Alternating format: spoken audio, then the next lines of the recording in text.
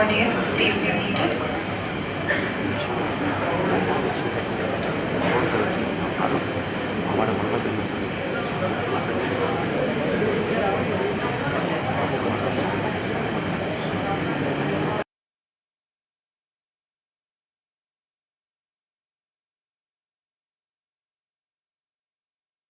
Research is seeing what everybody else has seen and thinking what nobody else has thought, says Alvin. A very good morning to one and all present here. I am Sayyeda Jatniwala, your host, and my co-host, Harita Harshan. Welcome each one of you to Vishleshan 2025, an international conference where thoughts ignite, ideas take flight, and knowledge finds new horizons. Today we are gathered here not just as attendees but as seekers, thinkers and change makers, ready to decode research and build a future driven by innovation. Absolutely. Vishleshan 2025 is not just a conference, it's a celebration of intellect, collaboration and growth. By exploring intersections of technology, humanities and science, this conference becomes a space where academicians, researchers and industry leaders come together to share perspectives, bridge gaps and create waves of transformation. To begin this remarkable journey of Vishleshan 2025, let us extend our heartfelt welcome with a token of appreciation to our esteemed dignitaries. To do the honors, may I now request Dr. Parag Singhani Sir, Provost of PP Savani University, to offer a welcome to our distinguished chief guest, Dr. Vishleshan Desai, Director of SAC, ISRO, Ahmedabad. Please put your hands together in welcoming the chief guest of Vishleshan, Dr. Vishleshan Desai Sir, Director of ISRO, Ahmedabad.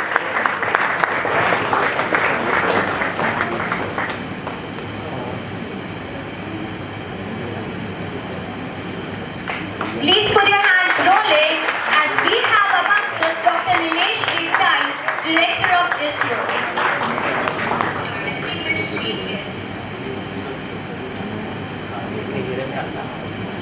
What a remarkable moment here.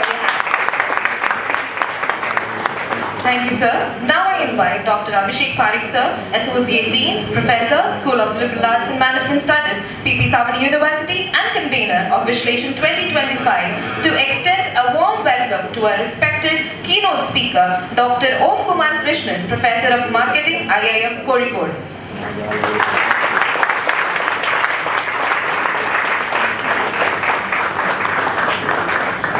We are witnessing the honoring of our keynote speaker with a memento and a tricolor. We welcome you, Dr. Om Kumar Krishnan Sir at PP Savani University.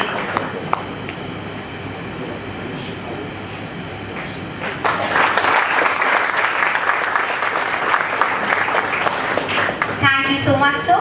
I may now request Dr. Ritesh Joshi Sir, Associate Professor and MBA Coordinator of School of Liberal Arts and Management Studies, PP Savani University, and co-convener of Vishleshan 2025, to felicitate our guest of honor, Mr. Ashwin Desai, Founder and Managing Director of Ather Industries Limited. We heartily welcome you.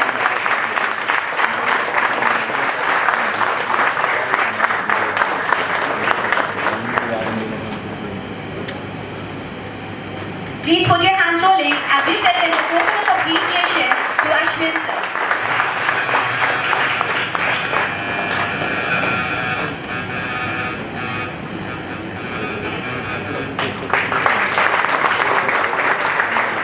Thank you, sir. Any event is incomplete without the august presence of Dr. Parag Singhani Sir, Provost, PP Savani University. To extend a floral welcome to him, I invite Dr. Chinmay Bakshi Sir, Associate Professor of School of Liberal Arts and Management Studies, PP Savani University, and co-convener of Vishleshan 2025.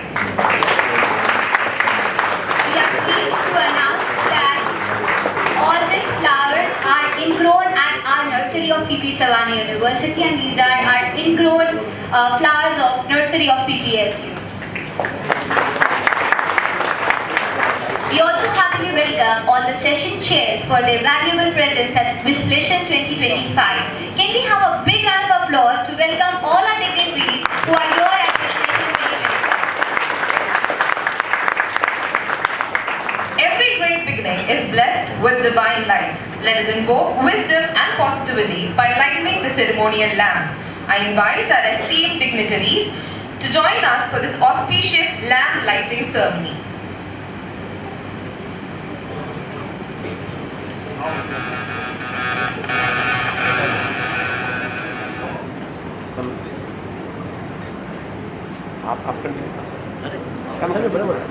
Meanwhile, trustees, registrar sir, deputy registrar sir, to please accompany our dignitaries for today. Satish sir and trustees, Vindesar and trustees, please do join.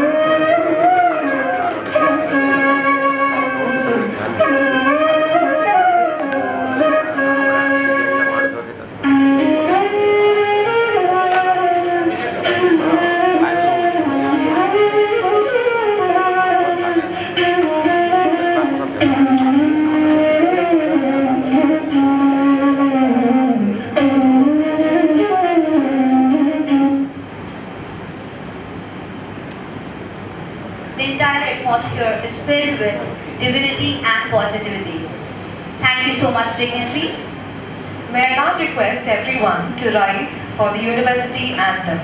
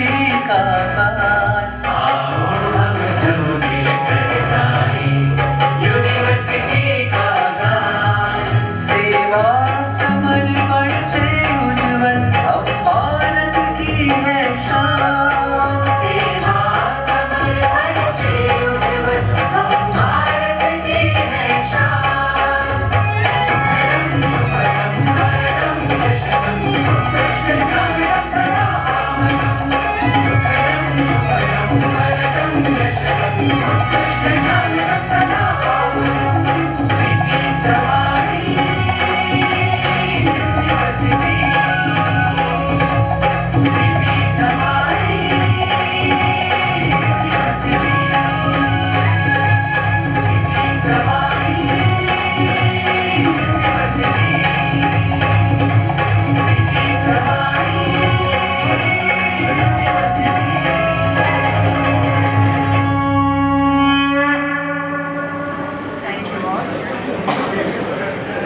officially mark the beginning of this conference, I may now invite Dr. Ritesh Joshi sir, Associate Professor of School of Liberal Arts and Management Studies and co-convener of Vishleshan 2025 to deliver the welcome address.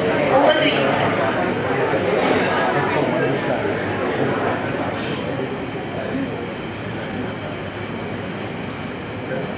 Good morning, everyone.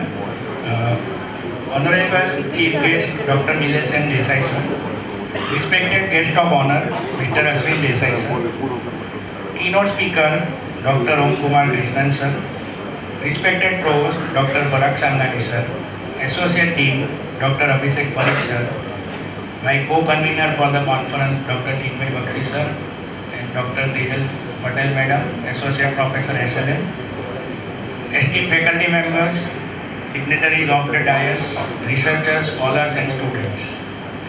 It is with immense pride and pleasure I extend a warm welcome to each one of you to Vishleshan 2025, an international conference. The name Vishleshan actually a word which is in Sanskrit, which means analysis, examination and critical evaluation.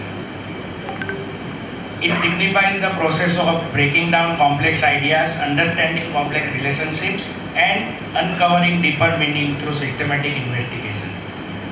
The name represents the core objective of the conference: intellectual exploration, analytical discussion, and interdisciplinary research that bridges diverse discussion and interdisciplinary research for various domains. The tagline, decoding research, perfectly aligns with the essence of the theme of the conference and the name Vishleshan. It is not just about synthetic knowledge but also decoding complexities and identifying patterns. Decoding research, with the tagline, we emphasize the need for interdisciplinary analysis, critical thinking and innovation in the field of research. The conference aims to spark engaging discussions, foster collaborations and bridge the gap between technology, science and humanities. The conference stands at the confluence of technology, humanity and science in this transformative era of digitalization and artificial intelligence. Organized by School of Liberal Arts and Management Studies, Savani University, this conference is a testament of our collective commitment to fostering interdisciplinary discourse, innovation and knowledge sharing. So on this occasion, we are honored to have with us today some of the most distinguished minds shaping the future of technology, research and industry. Our chief guest, Dr. Nilesh Desai sir, represents India's pioneering efforts in space technology and applications at ISRO. Mr. Ashwin Desai, a visionary entrepreneur, exemplifies innovation and excellence in industry leadership. And we are equally privileged to host Dr. Om Kumar Krishnan sir, whose expertise in marketing and consumer insight will shed light on the evolving intersections of AI, digital transformation and human behavior. In addition to our stimulating discussion, we are delighted to host a specialized workshop on structural equation modeling by Dr. Amit Shankar, Associate Professor, IIM Visakhapatnam. Dr. Shankar's expertise will equip participants with valuable skills to enhance the rigor and impact of the research. I extend my heartfelt gratitude to our university leadership, faculty, research scholars and all the participants who have contributed to making this conference a reality. I encourage each one of you to actively participate, engage in meaningful conversation and forge new collaborations that will drive forward the discourse of the intersection of technology, humanities and science. Let this conference be a stepping stone towards groundbreaking ideas and impactful research. With that, I welcome you all once again and look forward to the engaging and insightful exchange of knowledge. Thank you very much.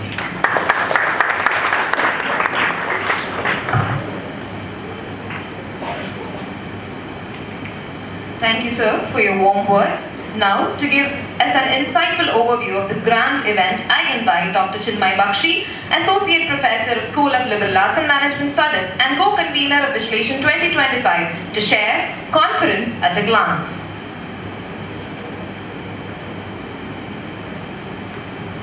Good morning and namaskar. All dignitaries, chief guests, Dr. Nimesh Desai sir, Honorable Sri Ashwin Desai sir, keynote speaker Dr. Om Kumar sir, and Parag sir, and Abhishek sir, and Vijay sir, and Tejal madam. It's really immense pleasure for me to discuss all the things what we have done so far and what are the plans that we have it. I would like to start with one of the famous quote of Gandhiji, the father of the nation: freedom is not worth having it if it doesn't include freedom to make mistakes. Research for me starts with the mistakes and then the journey starts on. This conference centered on diverse themes ranging from financial technology, cybersecurity, the social sciences, humanities, cultural studies, and so on and so forth. It is statements to the power of intellectual curiosity that we all have at the university. And this is the era of artificial intelligence and quantum computing, which is knocking the door around the corner. And that famous author Yuval Noah Harari has said that AI can process information by itself. It can challenge the human decision-making power. We need to use AI as an agent, not as a tool. This conference, with its focus on technology and advancement, interaction, and humanities, provides a lot of things for us to understand and foster the things. At a glance, we have 160 plus registration, 80 full papers, 80 abstracts, reflecting high level of scholarly engagement. On a global front, we have papers from 5 countries and 13 states, showcasing the diverse and international academic collaboration that what we have it.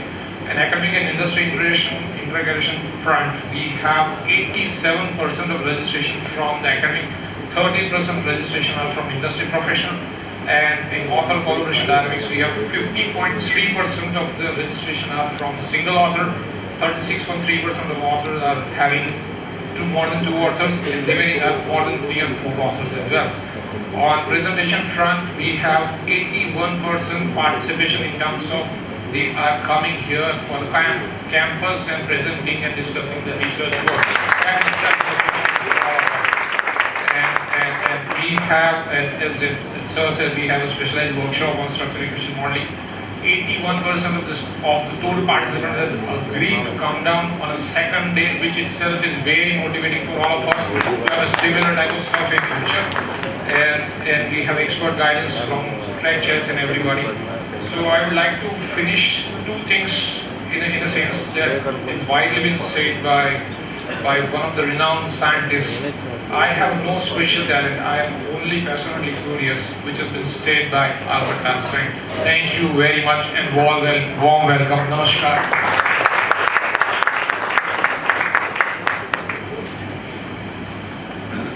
Thank you so much, Chinmay sir. To illuminate us on the core theme of Vishleshan 2025, I may now request Dr. Abhishek Parekh sir, Associate Dean and Professor of School of Liberal Arts and Management Studies and convener of Vishleshan 2025, to take the stage.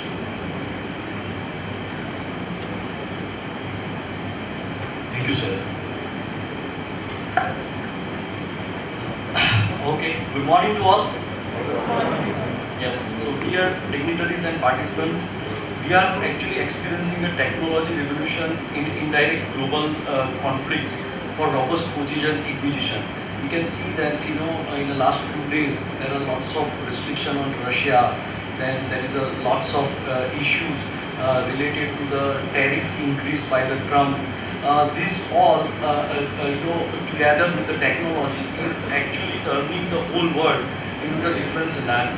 So technology equips us to the tools for the exploration of the innovation, allowing to understand the information processing, long distance connection, and new forms of the expression. Simultaneously, science seeks to understand the universe and provide the foundation principle that drives technology advancement and ethical consideration. Now, this ethical point is very important when we are talking about going into the digital era of AI. At the same time, the digital revolution accelerates our interconnectedness, turning the internet into the global marketplace of the idea and culture. In fact, Now, if we are looking at the statistic, 80 to 90% conference are allowing hybrid mode, and most of the time participants is selecting online mode for the exchange of the research idea. But the main idea of the any conference is the interaction and connecting with each other. Now that is not that intense when we are talking about the online conferences. So for the purpose of the collaboration and to start the research journey, so these ideas whichever may be present in this conference, we expect to convert into the the full research paper which can be published into the some Scopus Web of Science or ABDC listed or ABS ranking journal. So that's what the main idea of arranging this conference and motivating all the participants to come here physically. I know some of the participants continuously requesting us for online, but we keep it offline only. Now this offline help you to interact with the people who are on the dais. In fact, tomorrow Dr. Amit Sankar is also coming from the IIM Visakhapatnam, so you have a chance to interact with him also for your research idea and to get the insight for converting that idea into the publication. The interaction raises challenges and the ethics and the future of work and creativity. The focus of humanity in seeking solution of promoting interdisciplinary, complex, lifelong learning and public engagement is very important. So that's what the main objective of this particular conference. And as I mentioned, rising global conflicts over the robust position in inquisition. Now there are, the war is going in an indirect way. So instead of the direct war, now everyone is doing an indirect war, like the changing the policy of the cross border trades. So if we are looking at the situation, there are lots of European restriction on the Russia after the Russia-Ukraine war. At the same time, Trump is continuously increasing tariffs to worldwide, which is actually creating lots of problem into the international trade. At the same time, it is essential to understand the technology that improves our understanding of the world and ability to re-engineer it or understanding it in a very detail. Henceforth, we request you to join us for the next conference also, which we are planning on the 13, 14, 15 March 2026 on the theme of navigating the quantum frontier, addressing the socio-economic disparity in the era of quantum technology and trade wars. So we need to include the ideas or invite the ideas which maybe leads to the trade war and impact of the trade wars overall on the technology, science and humanities. Well, explore the complex social impact and emerging quantum technologies and the global trade conflicts is being a very vital in today's world. So with this, I again requesting everyone to continue their journey of connecting or collaborating with us and coming here next year also. So I am formally invite everyone for the next conference also in 2026. Thank you.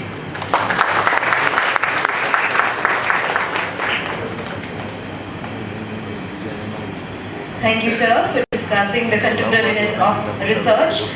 Let us now take a moment to appreciate the vision and commitment of PP Savani University, a place where knowledge meets purpose. I request our Honorable Provost, Dr. Parag Sandhani, to share a few words.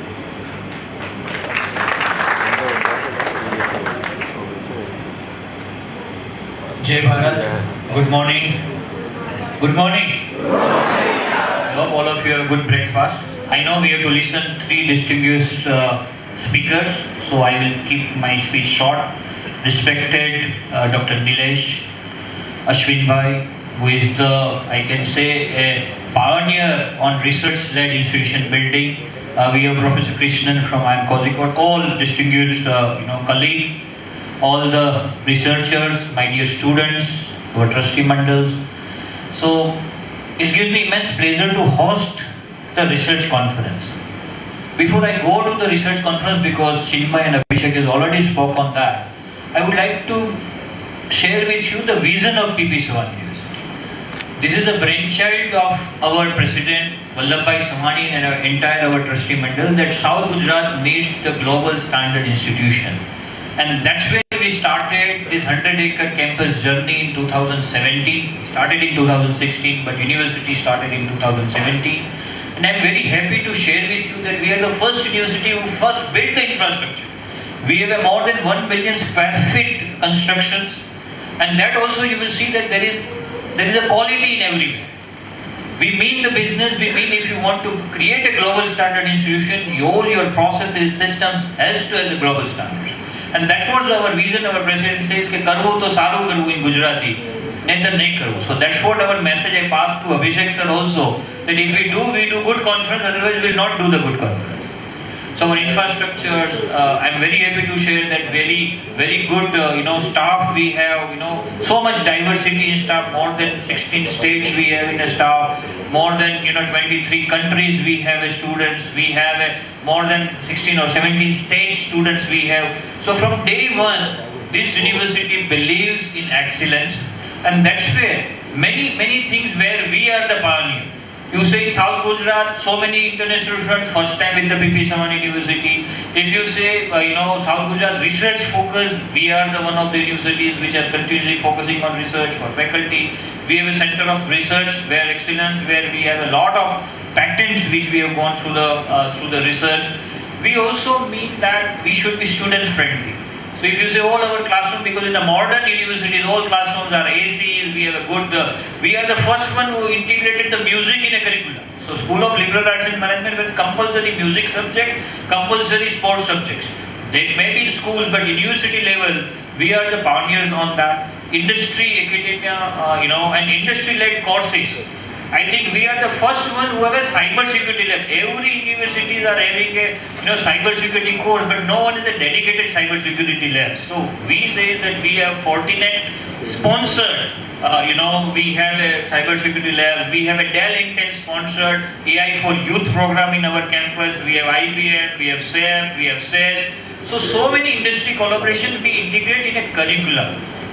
And at the same time, we are focusing on NEP. So flexibility is available to PPSU students, research-led degree, internship-led degrees. Right now, we are working with a lot of solar companies to work on a solar-related flexible program.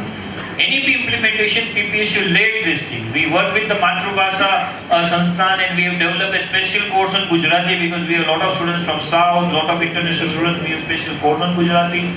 So a lot of things we are doing innovatively, and we seek your suggestions to further excel.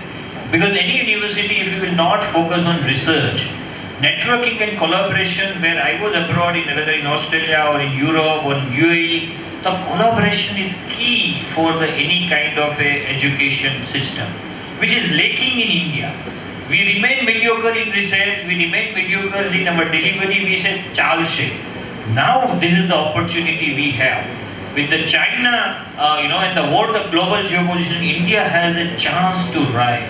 And this is all because of all of we academia as research, the industry to support such research, students to carry out such research, because in manufacturing, next coming decade is for decade of India. So we have a lot of things to do. And that's why I always say in a research conference that we do a lot of research, but all are real relevant research, which we cannot use it in our day-to-day life. So I will always say 3R mantra for the research. Let us do relevant research. Just ask ourselves whether my PhD thesis, whether my research paper, can it be used? Can it be relevant with the current scenarios? And you will find that maximum of our research are non-relevant. I had seen so many PhDs, and industry also will agree with me that we are putting our efforts in wrong direction. So first, you need to have a relevant research. All research papers evaluate whether it's relevant to the current context. Right? Then the second Indian research is a major problem is called reliability. Particularly social science and management research, people having a desktop research, which is not good. India is in a position to get a maximum data. I was in Europe, I was in Australia. It's so difficult to get data. But in India, the managers, you will get all the data. We are not utilizing these aspects of India's, ability to provide the, lot of data on social science research. That's why please carry out reliable research. Our research, in all the research paper journals, we found that India's reliability of research is very low. We do desktop research, we do the fake research, unethical practices in research, language, technologies, AI-based research. This is not the way forward. If we wanted to be a Vishwa Guru, we have to focus on research. And it's not a difficult journey, just directions will be there. And then what we will, say result-oriented research. Your research should provide some results. Right? Many times our research is just bookish research no one can use. So please use these 3R to evaluate your research paper, to go for the topic. And now I'm looking for industry to give us the topic. Let us try. And many times I say to the Nilesh Bhai and Ashwin Bhai that IIT and IIT, they have a lot of government funding. But institutions like us is looking from the institutions who can, one, put a trust on us. Give us small problem, give us small things, and I am very sure that our team can deliver, because we had seen so many problems which has been solved by the institution like ours, who want to aspire to do something. Then our students, our faculty is zeal to do something, and that's what matters a lot in taking India forward.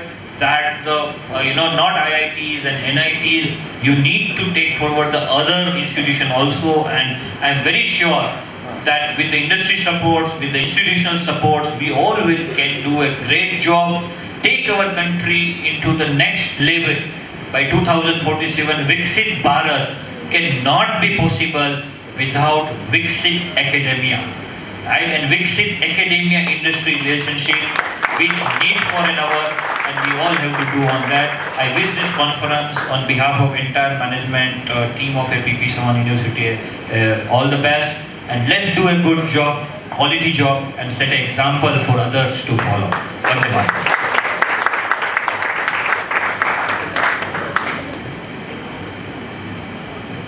Now the moment is here we have been eagerly waiting for. It is my honor and privilege to introduce the chief guest for Vishleshan 2025, Dr. Nilesh Desai Sir, Director of SAC, ISRO, Ahmedabad. Shri Nilesh Desai Sir is a distinguished personality and an eminent figure in Indian space research domain. He has dedicated 38 years of illustrious service at the Space Application Center, ISRO. His contributions span across the design and development of ISRO's microwave radars for landmark missions such as RISAT, OceanSat, NISAR, and Chandrayaan. His leadership extends to remote sensing, data processing, NAVIC, SATCOM terminals, and ground segments for high-throughput communication satellites. He is also a driving force for cutting-edge technologies like quantum frontiers and artificial intelligence in space applications. Shri Desai has been instrumental in popularizing navigation technologies like NAVIC and Gagan for commercial, governmental, and strategic users. His expertise has shaped world-class courses on satellite communication and global navigation satellite systems under the United Nations Center for Space, Science and Technology Education for Asia and Pacific. Representing ISRO and India on international platforms, Shri Nilesh Desai Sir has been actively participating in International Committee on Global Navigation Satellite System meetings and conferences. His excellence has been recognized with numerous prestigious awards, including the ISRO Individual Merit Award, ISRO Team Award for Sat-1 Payload, Dr. APJ Abdul Kalam Award for Outstanding Contribution to the Indian Space Program, Lifetime Achievement Award, and the Lalbhai Dalpatbhai Award. He has previously served as the National President of ISRS, and he is currently the Vice President of ISSE Ahmedabad Chapter. With his visionary leadership and remarkable contributions, Shri Nilesh Desai Sir continues to inspire the scientific community and our country, India. Now, with great anticipation, I may now invite Dr. Nilesh Desai Sir to please come on the stage and share his invaluable insights with us. A big round of applause. We have a very distinguished personality amongst us. Over to you, sir.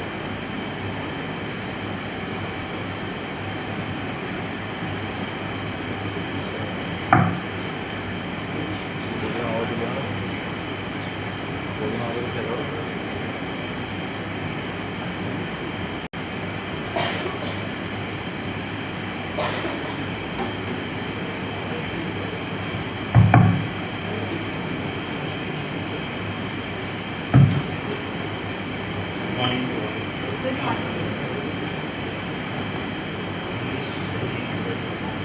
Hindi is okay. Which one is better? English.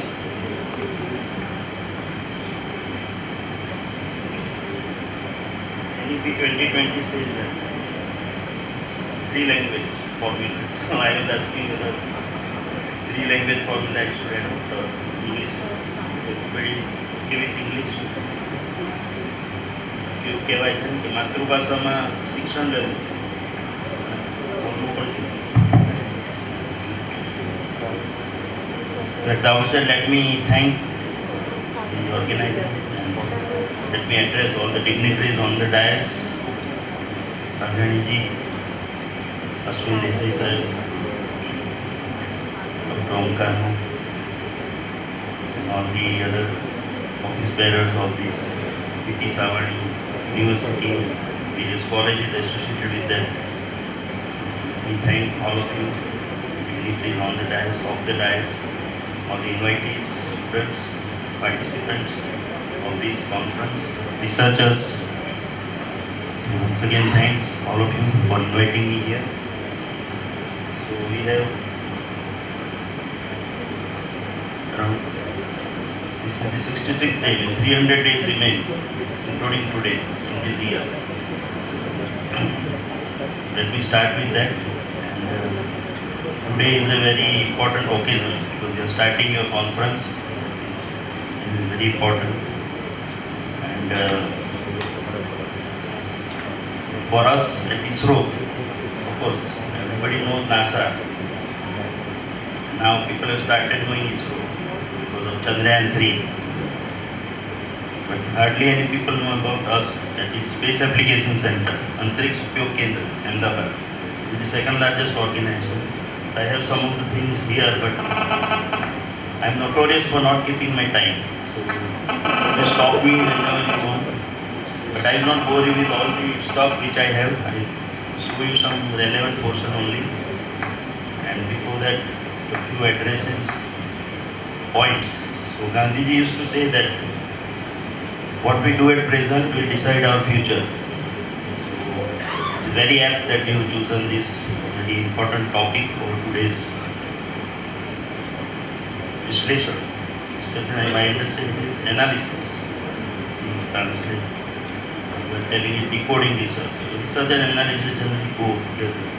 So exploring the intersection of technology, humanities and science in the new era of digital and artificial intelligence. Of course, AI is a buzzword nowadays. I'll come to that also. But very apt topic, how technology, humanities, everything. So School of Liberal Arts, actually you have started including management studies. So that is the trend nowadays. We have liberal arts. We try to study, and NEP 2020 also emphasize on one aspect is innovation and research. That is one aspect. But anytime, anywhere, any level of education. You can move from medical to engineering, engineering to arts. That is what happens in US. All of you know that. But India, it was very compartmentalized. Everything we want to, if you entered some branch by mistake also, you lifelong you remain into that, till your death. Nobody allows you to move.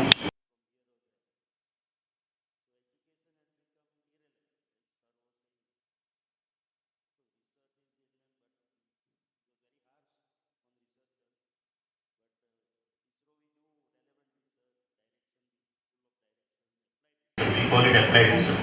So if it is applied research, what problem Savani sir told, we can overcome that. So we are focused to some application. That is what we do at ISRO. Of course, fundamental research is also required. So new idea comes from that. And I will give you example is one is artificial intelligence. And another one, what Abhishek ji pointed out about the next conference. Because we are late in that. 1 year is too far. Quantum frontiers. So quantum, last 2022 Nobel Prize of Physics went to 3 gentlemen who worked on quantum frontiers or quantum technology or quantum physics. But that research they did 25 years back, 1998. So you can imagine, the Nobel they are getting in 2022. That means the time has come. So any idea of time has come, nobody can stop it. That is what quantum time has come. AI's time has already arrived. All of us know everywhere it is become a buzzword. So, very apt that you are organizing this conference, and so many people are participating. Somebody gave very good statistics, but generally I take statistic as, I always quote whenever some people in my institute give statistics, we have done so many research papers, these books, that lies, damn lies and statistics. So they are worse than damn lies also. But anyway, I am very much impressed by the response to the conference, and that way only people know. So maybe in a remote rural area, but people at IIM Ahmedabad may be much better. But you have made the beginning, so that itself is required. In a country like India, that remotest part also take part in newer and newer technology, newer and newer research, newer and newer ideas. That is the aim, and that's why I have come here. It was long overdue, of course. We organized an exhibition, I think 2-3 years back. My colleague, Mr. Naresh Bhatt was here with the exhibition, where we try to sensitize people with what is space research-based technology and all that. So Gandhiji, what I told about that, and then Benjamin Franklin used to say that if you tell me, I forget. Teacher tells something to student, or somebody, your father, mother, parents tell you something, forget. If you teach me, I remember. Especially faculties, teachers, they teach all of you students in school, college. You pass the exam with flying colors, you get very good class, honors, everything. But if you involve me, I learn. So the teaching should be involvement based. You should do a lot of experimenting. Then only you will learn, which is lacking nowadays. So I hope that Savani University gives emphasis on experiments, or actually involving students into the work. Teaching is not that important. Anybody can learn nowadays with online education and everything. So that is what we emphasize. When we do something, I give you an example of Chandrayaan, to tell you the importance of testing, experiments, all these things. And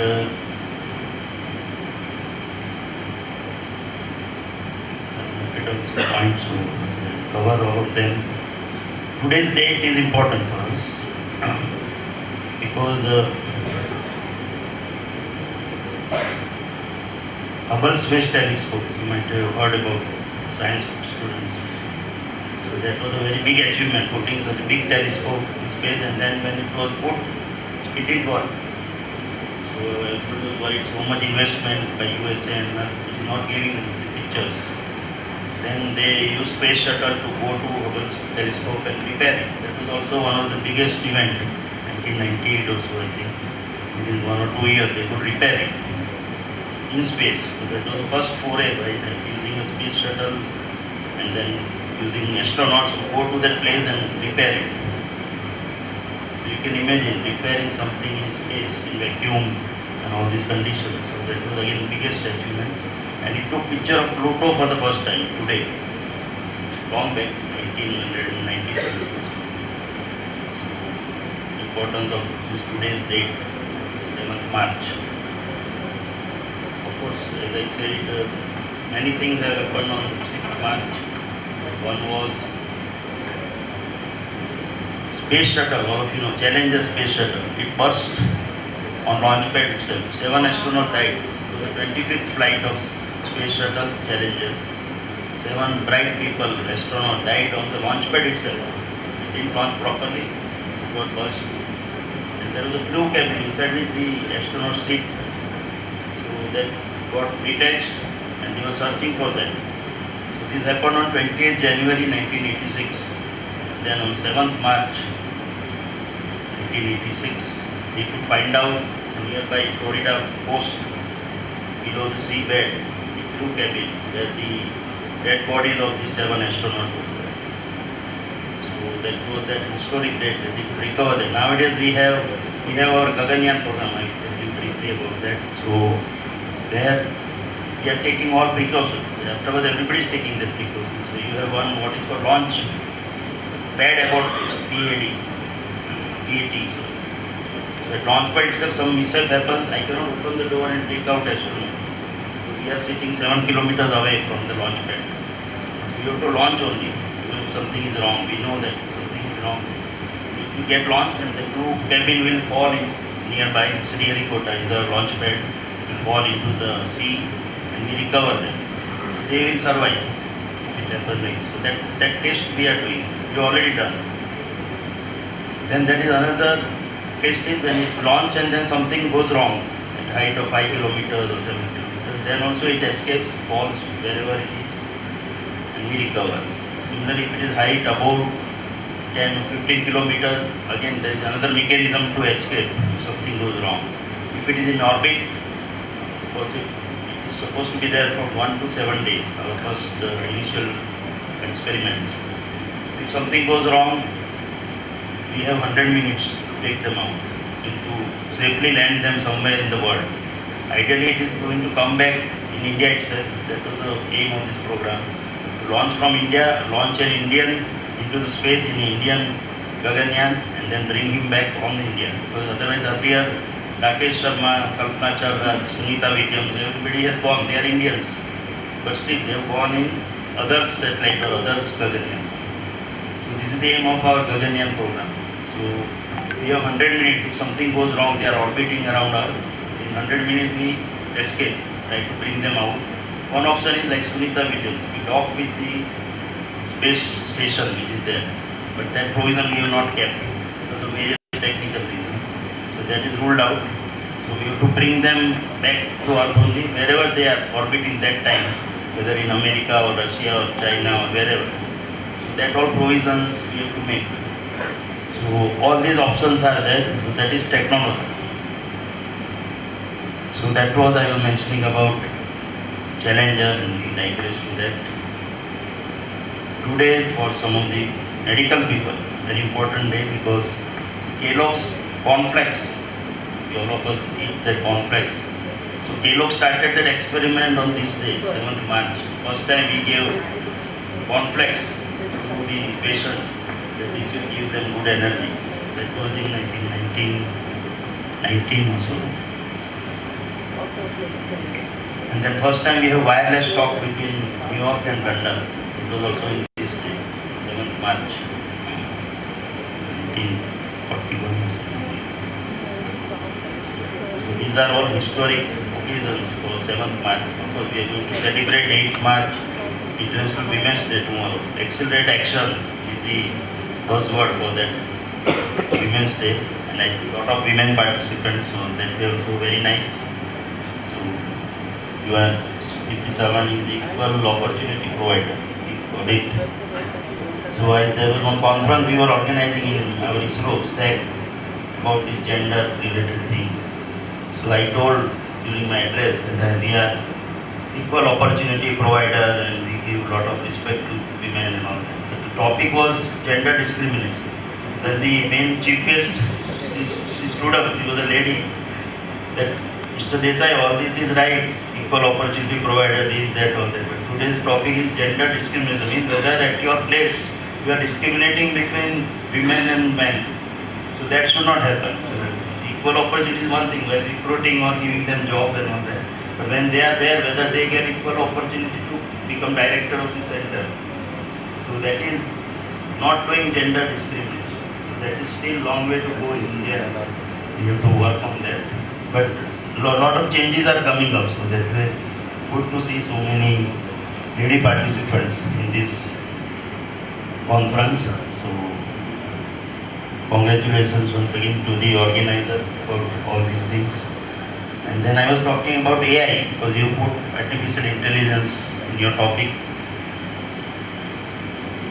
AI, all of you know, again its time has come. This year's Nobel Prize 2024 Physics has gone to John Hopfield from Princeton, and then Jeffrey Hunting from University of Toronto. He's called father of AI. One more person, he was in Canada. This gentleman is in Toronto, University of Toronto, Jeffrey Hunting. and then John Hopfield. Together they got this AI on physics. So he worked on ANN, maybe knowing some of the expert, artificial neural network, and using it to develop a associative memory. It's a very important element, memory, in all of our circuits which we make in ISRO. So in that associative memory, it can be accessed from different locations. So he has worked on that using ANN to develop all that in these people. And that is okay, AI and these things, there is nothing new in that. But what is new is that Nobel Prize of Physics is going to people of computer science. That is the, what is called, different part of this. So the way physics, Nobel Prize goes to physicists, very hardcore physics. This is the first time it has happened that the computer science people who have worked on physics related problems, they are getting that. And John Hopfield is also known for being the Oppenheimer of AI. Means Oppenheimer, you know, he made atomic bomb and then he went against this is one technology which is going to destroy all of us. So he was very much against afterwards, against the atomic explosion, atomic bombs and all that. And John Hopfield is similar. He worked on AI, now he is opposing AI. All of you must know that, or you would have read also that AI is going to snatch away all the jobs from all of us. In future we don't need people, we need only machines, robots, rovers, everything. With AI they will do all the job. So even conferences they will organize on their own, all robots only will be sitting. So this is the danger of AI. So we have to be careful about it. AI is very useful, but if not used in a proper way, so that is what John Hopfield is now famous for, opposing AI for in a different way. You should not use it in a destructive way, which will harm all of us. So that is the one part. And another strange thing happened again in 2024, Nobel Prize for Chemistry. That again went for two physicists, two chemists, Mr. John Jumpinger or something, and Dennis Hesebo. And they worked on decoding cells of proteins. That is a typical chemical problem, chemistry problem. But they were given Nobel Prize because they used AI for doing that. So again, it is very, very strange. All of you must be surprised to know this, that Nobel Prize for Physics and Chemistry in the same year going to two people, and all of them are experts in computer science. So AI. So they used AI for doing all solving all that. So that is how world is changing. So how AI is going to intrude into all our activities. That is the aspect of that, and it is now going to with your conference in humanities, management, everywhere. We are trying to see whether what way we can use AI. So it has its good parts. Again, as Hopfield says, it has its bad part, and everybody is worried. Now everybody goes to ChatGPT and gives good speeches also, because I have not done through anything ChatGPT. This is my research only. But this is how we should be careful about using AI in many of our activities. So this is all about your conference. I thought some of the ideas which I should share. Today is Anupam Kher and Arnab Goswami's birthday. Both of them are very famous, all of you know, because of their affiliation with some ideology or the other. But they are all talented people, we know. Their birthday is there today, 7th March. And we move to, just briefly I will tell you in 10-15 minutes. As I said, ISRO, everybody knows, due to Chandrayaan, my center played a big role. Of course, we didn't get the credit for that. That is separate part. But what I want to tell is that what ISRO does nowadays, you remember more for Chandrayaan, Mangalyaan, and now we are doing Gaganyaan. I also told you about Gaganyaan only. But that is only the 25% of activity we do. This 75% or 80% is something which this slide you are seeing. Sarabhai, you know, he is the pioneer, he is the visionary who gave the idea of India's space program. Of course, he died very early. He used to say this when he started the program. We want to use space research and technology for the benefit of common man and society. Means सामान्य मानस अने समाज માટે इसका उपयोग करना है. तो that is how our program started today. And then he said something which I have hidden actually. He said that we are not here to compete with advanced countries to go to moon or Mars or put man in space. And today today you remember us only for that. Doing Mangalyaan, Chandrayaan, Gaganyaan now. That means putting man on space, man on moon, man on Mars, launching Gaganyaan, Mangalyaan. But that is, as I said, 25% of activity. Today it is required because India aspires to be a superpower. So we need technology. And this technology nobody will give you. So that time when we started the program, it was not our priority. Today also it is not our priority because that is only 25% of work we do. But it is more exciting, so people remember us for that. But other things which we do, they are more relevant.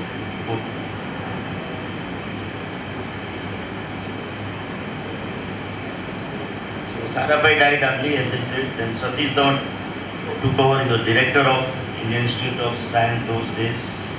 ISC, all of you know, is a very #1 institute of India. But when Indira Gandhi offered her that you take over ISRO, he said he wants to take up ISRO, but he doesn't want to leave ISC. He wants to do research also, academics, teaching students. So the headquarters was shifted from Ahmedabad to Bangalore. Because if he didn't come to Ahmedabad, we went to Bangalore. So that way, we were not happy, of course, at Ahmedabad because we lost our headquarters from Ahmedabad. TRL was the headquarters actually, Physical Research Laboratory. Kalam Sahab, all of you know, so I will not tell you. Below you are seeing another gentleman in Japan, Professor Yashpal. He was scientist, physicist at TIFR, Tata Institute of Fundamental Research, Bombay. And that time our SAC was scattered all around Ahmedabad. We were sitting, some of us in shopping center, some in some residential flats, some in some college. All were brought together under one umbrella and SAC was formed, Space Application Center, Antariksh Upyog Kendra. He was our first director. He was brought from TIFR, Professor Yashpal. His full name was Yashpal Sharma. Some of you received Turning Point. You are very famous for giving very simple answers to very complicated science questions. So he was famous for that, a great communicator. Another picture you are seeing, so he was the first director of SAC, Ahmedabad, which is the second largest center of ISRO. And I am 13, very lucky number. And below you are seeing another picture where Sarabhai is very much visible. This is a picture at Tumba. And the other gentleman is in black is Dr. Abdul Kalam, those days when he was young. And Tumba and Ahmedabad, they were the happening places when our space program started. Sarabhai belonged to Ahmedabad. His wife, Rulani Sarabhai, great dancer, all of you know. She was from Tumba or Trivandrum. So people used to jokingly say Sarabhai made one center at Ahmedabad, another at Tumba because of his wife. But it was not like that. He opened because Tumba was the ideal place to launch a rocket. All of you know rockets generally are launched near seashore because they fall into the sea. And Tumba is the magnetic equator. So that is the right place to, with very less fuel you can launch a rocket. So that's why afterwards we moved to Sriharikota, which is our launching site. This is how our whole program started. This is how Sarabhai started his work from his house, retreat, very famous place, his house, where he used to, Ambalal Sarabhai house, his father, he was an industrialist. Then he called C.V. Raman, he did his PhD under C.V. Raman. He celebrated National Science Day a few days back, 28th February. So C.V. Raman came there, of course, Sarabhai was in Cambridge, then World War, he came back, then completed his thesis at IISc, then again he went back to submit at Cambridge. But here C.V. Raman was his guide, so he called him to lay foundation of PRL, Physical Research Laboratory. He used to work for MG Science College, and then Jawaharlal Nehru came when PRL was ready. That was 1947, foundation was laid, 54 building was ready, and it was inaugurated by none other than our Prime Minister then Jawaharlal Nehru. So that shows the importance of the space activities which government gave. So these were those days. C.V. Raman laying the foundation, then he's opening the Community Science Center building also. And then of course, this is a rare picture. Some of you who are in science will know this. S.S. Bhatnagar, Santi Swarup Bhatnagar, that award which is given to young scientists. Then Homi Baba, our atomic energy father. C.V. Raman, of course, was a great Nobel Prize winner first in Sarabhai. So these four very great scientists of India discussing something at one place, very rare. We have on Chandrayaan, we have on Moon, we have named a crater after Sarabhai. Of course, I can name anything anywhere, but somebody should recognize it. So UN has recognized this, International Astronautical Federation, and that's how this crater is known as Sarabhai crater.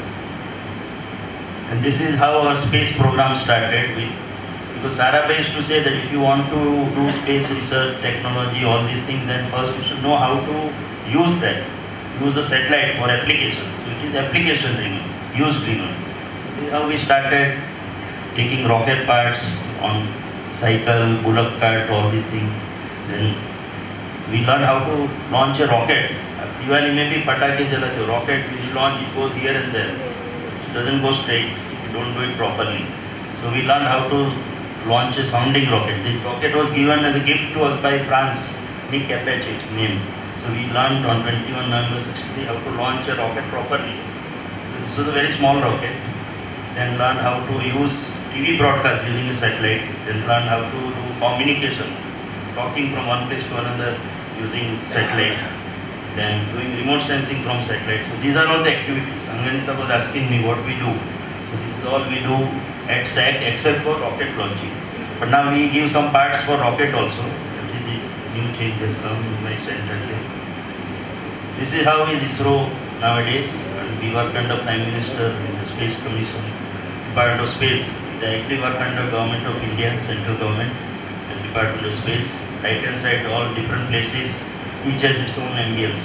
I'm not going to detail. This is our budget, 13,000 crore per year. Total ISRO, 17,000 employees, half of what you have here, student strength here. And we are 17,000 static since last 10 years. So you can imagine our activity has grown by 4 to 5 times. But still we are managing with only 17,000. How? By involving now private sector and outsourcing the things and taking people on contract. So that is the change which has come. So we have equally another 15,000 contract people, and this is how we work. 13,000 crore is not much because, to give you example, Department of Defense budget is 2 lakh crore in India. Similarly, Ministry of Agriculture budget is 2 lakh crore per year. Ours is 13,000. So in that money we have done good job. But despite all this hype about Chandrayaan and all that, we have already gone, we feel we are great. But we are not great. This picture tells us world, nobody bothers about us. India's contribution in world space economy is only 2%. Not even 2%. It is actually by latest survey 1.7%. So we are nobody. Nobody bothers about us. So Modi sir now wants that we should matter in international matters because we have done very well relatively. So to make it 5% or even 10%. So he has opened up space sector. We need investment. The investment government cannot give us more than 13,000, 1,000 crore here and there. So we need private investment. We need FDI. So 100% FDI is now allowed. So this is how the changes have come. New Space India Limited, a public sector company, has been set up. In space, a regulator like TRIBE, telecom regulatory. Same way we have now space regulatory mechanism. Indian National Space Promotion and Authorization Center, through which even students can set up startups. They will give you funding. So 500 crore technology adoption fund has been set up. Another 1,000 crore venture fund has been set up by government. So there are a lot of scope or avenues for researchers, for academia, for student startups, and for private sector. So this is how changes are going to come. This is our record. 55 years, 1969, 15th August, we were formed as ISRO. 229 missions, 100, the last mission was 100th launch mission, 129 satellites have been put into orbit. Of course, the last satellite has developed some difficulties, we are trying to solve that. But space is a risky business, so failure is part of our job, but we don't get deterred by that. We take fail as first attempt in learning, so that is how we treat it. So this I skip now and straight away go to Chandrayaan so that I can stop within 5 minutes. Also, as I said, I am not a great. This is SAC, Space Application Center, Ahmedabad, from where I come from. At center, you are seeing a big antenna, 14-meter diameter, and a dome-like structure, which is India's first communication earth station. So this is my place. This was the only building in this whole area from Gujarat University to Bhopal. Some of you are familiar with Ahmedabad satellite area. Everything was jungle, forest, and in that this first building Sarabai put up.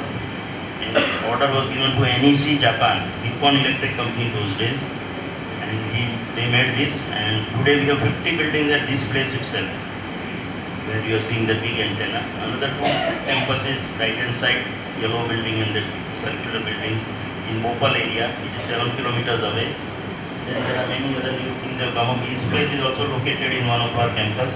The headquarters, what we lost, ISRO headquarters in 1971 when Sarabhai died. Now Modi Sahib is given as headquarters of his space in Ahmedabad. So it is housed here temporarily. They will have their own building. Below another antenna you are seeing, that is Earth Station in Delhi. As you go from Delhi airport to Prime Minister's house, in between this jungle area comes again is the forest area with this Earth Station located there.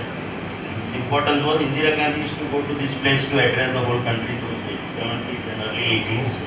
Today, sitting at your home on your mobile, you can do VC with anybody in the world. Those days, even Prime Minister has to go to this place. And this is the activity we do. Sanjay sir was asking me, payload and application. See, launch vehicle, all of you know, 15 minutes it works, put satellite into orbit. Satellite is the platform, like car. So satellite provides the power supply and control the movement. But what works actually for 1, 2, 3, 5, up to 15 years is the heart or the brain of the satellite, which is the payload. And the end product, why we are doing all this? For application, for use by you people, everybody. That also what we do at Ahmedabad. So Ahmedabad is a very important center.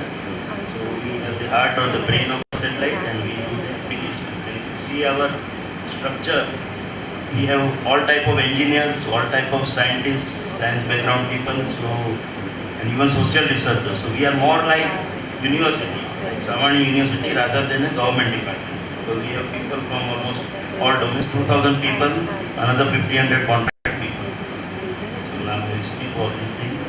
Last part. This is just for your reference. Kumbh Mela, recently taken by our radar, then by our camera systems, all the tent and everything is being seen.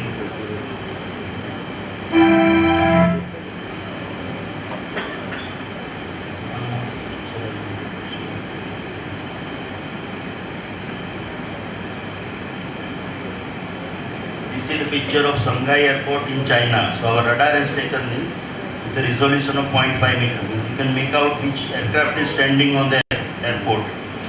So it is not that Russia, China or America spy on us. We are also equally capable of doing those things.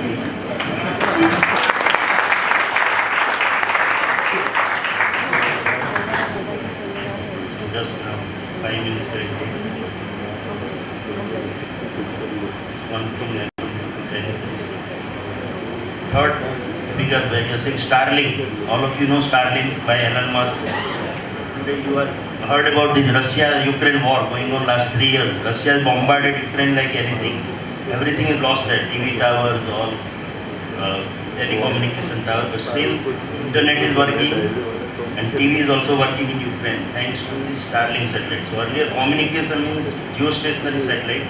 Now it is moving satellites, low Earth orbit satellites. So Elon Musk has already launched 6,200 satellites. And he is planned to launch 20,000 satellites. So that is how satellite is going to play a very important role in day-to-day life. Right hand side you are seeing a very big antenna. That is today you have a smartphone. Right now my phone is not working because I don't get BSNL network here. So we feel very frustrated. And anywhere you go in rural area, remote area, your phone doesn't work because there are no towers. But that is going to be thing of the past. The right hand side what you are seeing is experiment is already succeeded in USA. Bluebird means your smartphone get automatically converted into a satellite phone. So wherever network coverage is not there on Earth, you will automatically switch over to satellite and you will not know that. It will be seamless for you as a user. Your smartphone will work like that. Right now smartphone doesn't have the capability, the power to send signal to satellite. But now by increasing power on satellite, so we are putting a very big antenna on satellite. So ISRO is also going to start this experiment, but America has already done it and this will be the game changer. What I say, many technology, mobile is a game changer and everybody is having mobile. all work you do on mobile. Same way, your mobile will become a satellite phone in next couple of years. So that is going to be the another revolution which is going to come in due course. This is how we have thinking. And another revolution is this navigation. You don't know, but wake up in the morning and sleep at the night. 90% of activity which you do is governed directly, indirectly by navigation system. Navigation today means GPS. So everything is done by GPS. So Kargil war we faced a lot of problems. Our soldiers died because we don't know, but something happened due to which GPS accuracy was degraded to great level. From 5-10 meters it went to 100 meters or kilometers. And a lot of soldiers died because signals were not available. So something happened, either it was done deliberately by somebody or we don't know. But after that government decided we should have our own system. And this is how this navigations, Indian Navy has come up. We called it IRNS, Indian Regional Navigation Satellite System. Once Modi sir came to saw one of our launch, there are 7 satellites. So he told, "Itna bhari bharkam naam kyun dete ho? Make it simple." He told in Hindi, Navik. Navik also does navigation when he goes to sea or river. So Navik का हमने कर दिया navigation with Indian constellation, NAVIC. So you are going to hear a lot about that. Of course, we are 25 years, we are still struggling to make it operational. It will be part of your mobile automatically. So that is how it is going to happen. And what you blocked and the chip which is inside your mobile, which captures the Navic or GPS or any other navigation signal, whatever you learn from semester 1 to 8, that everything is there in this one chip which is costing 70 rupees. So that is how revolution is there. So what you learn, any GPS chip or your Navic chip, everything comes there. So Navic in mobile, that is going to be the ultimate. Government may bring out a resolution. You may use GPS, but Navic should be part of your mobile. So that is going to be on the moon. I receive these signals. And this is another technology which is going to change your life. A lot of cyber frauds are happening nowadays. Many of you also would have faced this problem. Your money goes from your account. Your OTP gets stolen. Your accounts get hacked. All these things will be thing of the past because it is quantum technology. Your OTP will come by quantum channel. Your normal data will come in encrypted form through fiber optics or satellite. But the OTP which comes in your mobile, that will come by quantum channel. Quantum channel is using light photons to transmit this password. So any password of your document or OTP or bank transactions or stock market transaction, everything will come through this, what is called quantum channel. And we are going to do this experiment by launching 2 satellites in the next 2 years. So we have started working on that and we are going to hear a lot about it. So mostly 5 minutes I will take if you allow. Okay, no? 5 minutes? So Chandrayaan 3. Although as I said, I am not a big supporter of Chandrayaan 3, but still it has brought a lot of fame to ISRO, so I will tell you. So we were to go to 384,000 kilometers. Average distance is 384, otherwise it varies between 4 lakh to 3.64. Go there, put a satellite around that, and once we have gone there, we will land softly on the moon surface. And once we reach the moon surface, we will try to do some excursion or paryatan. We move a rover around that. So that was the aim before we started. 20 July 69 is the famous date. All of you know Neil Armstrong went there on moon and in 6 hours he came back, and then by 24th July he was back in his house. So within 4 days US went there and came back after another 4 days. So they take around 4 to 8 days. India takes 41 days to reach there. Why? That also will test. So Chandrayaan 1, 2, 3, this was Apollo 11 in which Neil Armstrong went, and we did in 2009 we launched this satellite Chandrayaan 1, then 2019 Chandrayaan 2 and 2023 Chandrayaan 3. So generally, why I am saying these dates, because generally such missions occur every decade. 2019, 2020. Last one was faster because we lost that soft landing. We could not. This was Chandrayaan 1, which contained 3 of our payloads. So it was only a satellite to be put around moon. And we succeeded in that. India was the first country to succeed at the very first attempt. Rest all could not do it at the first attempt. Of course, we got help from many countries. That was the reason. But that time we almost lost that satellite actually. But then we searched it and we brought it back to that. Then This was Chandrayaan 2. Having done Chandrayaan 1 in 2009, this was Chandrayaan 2. This time we were targeting what we call soft landing.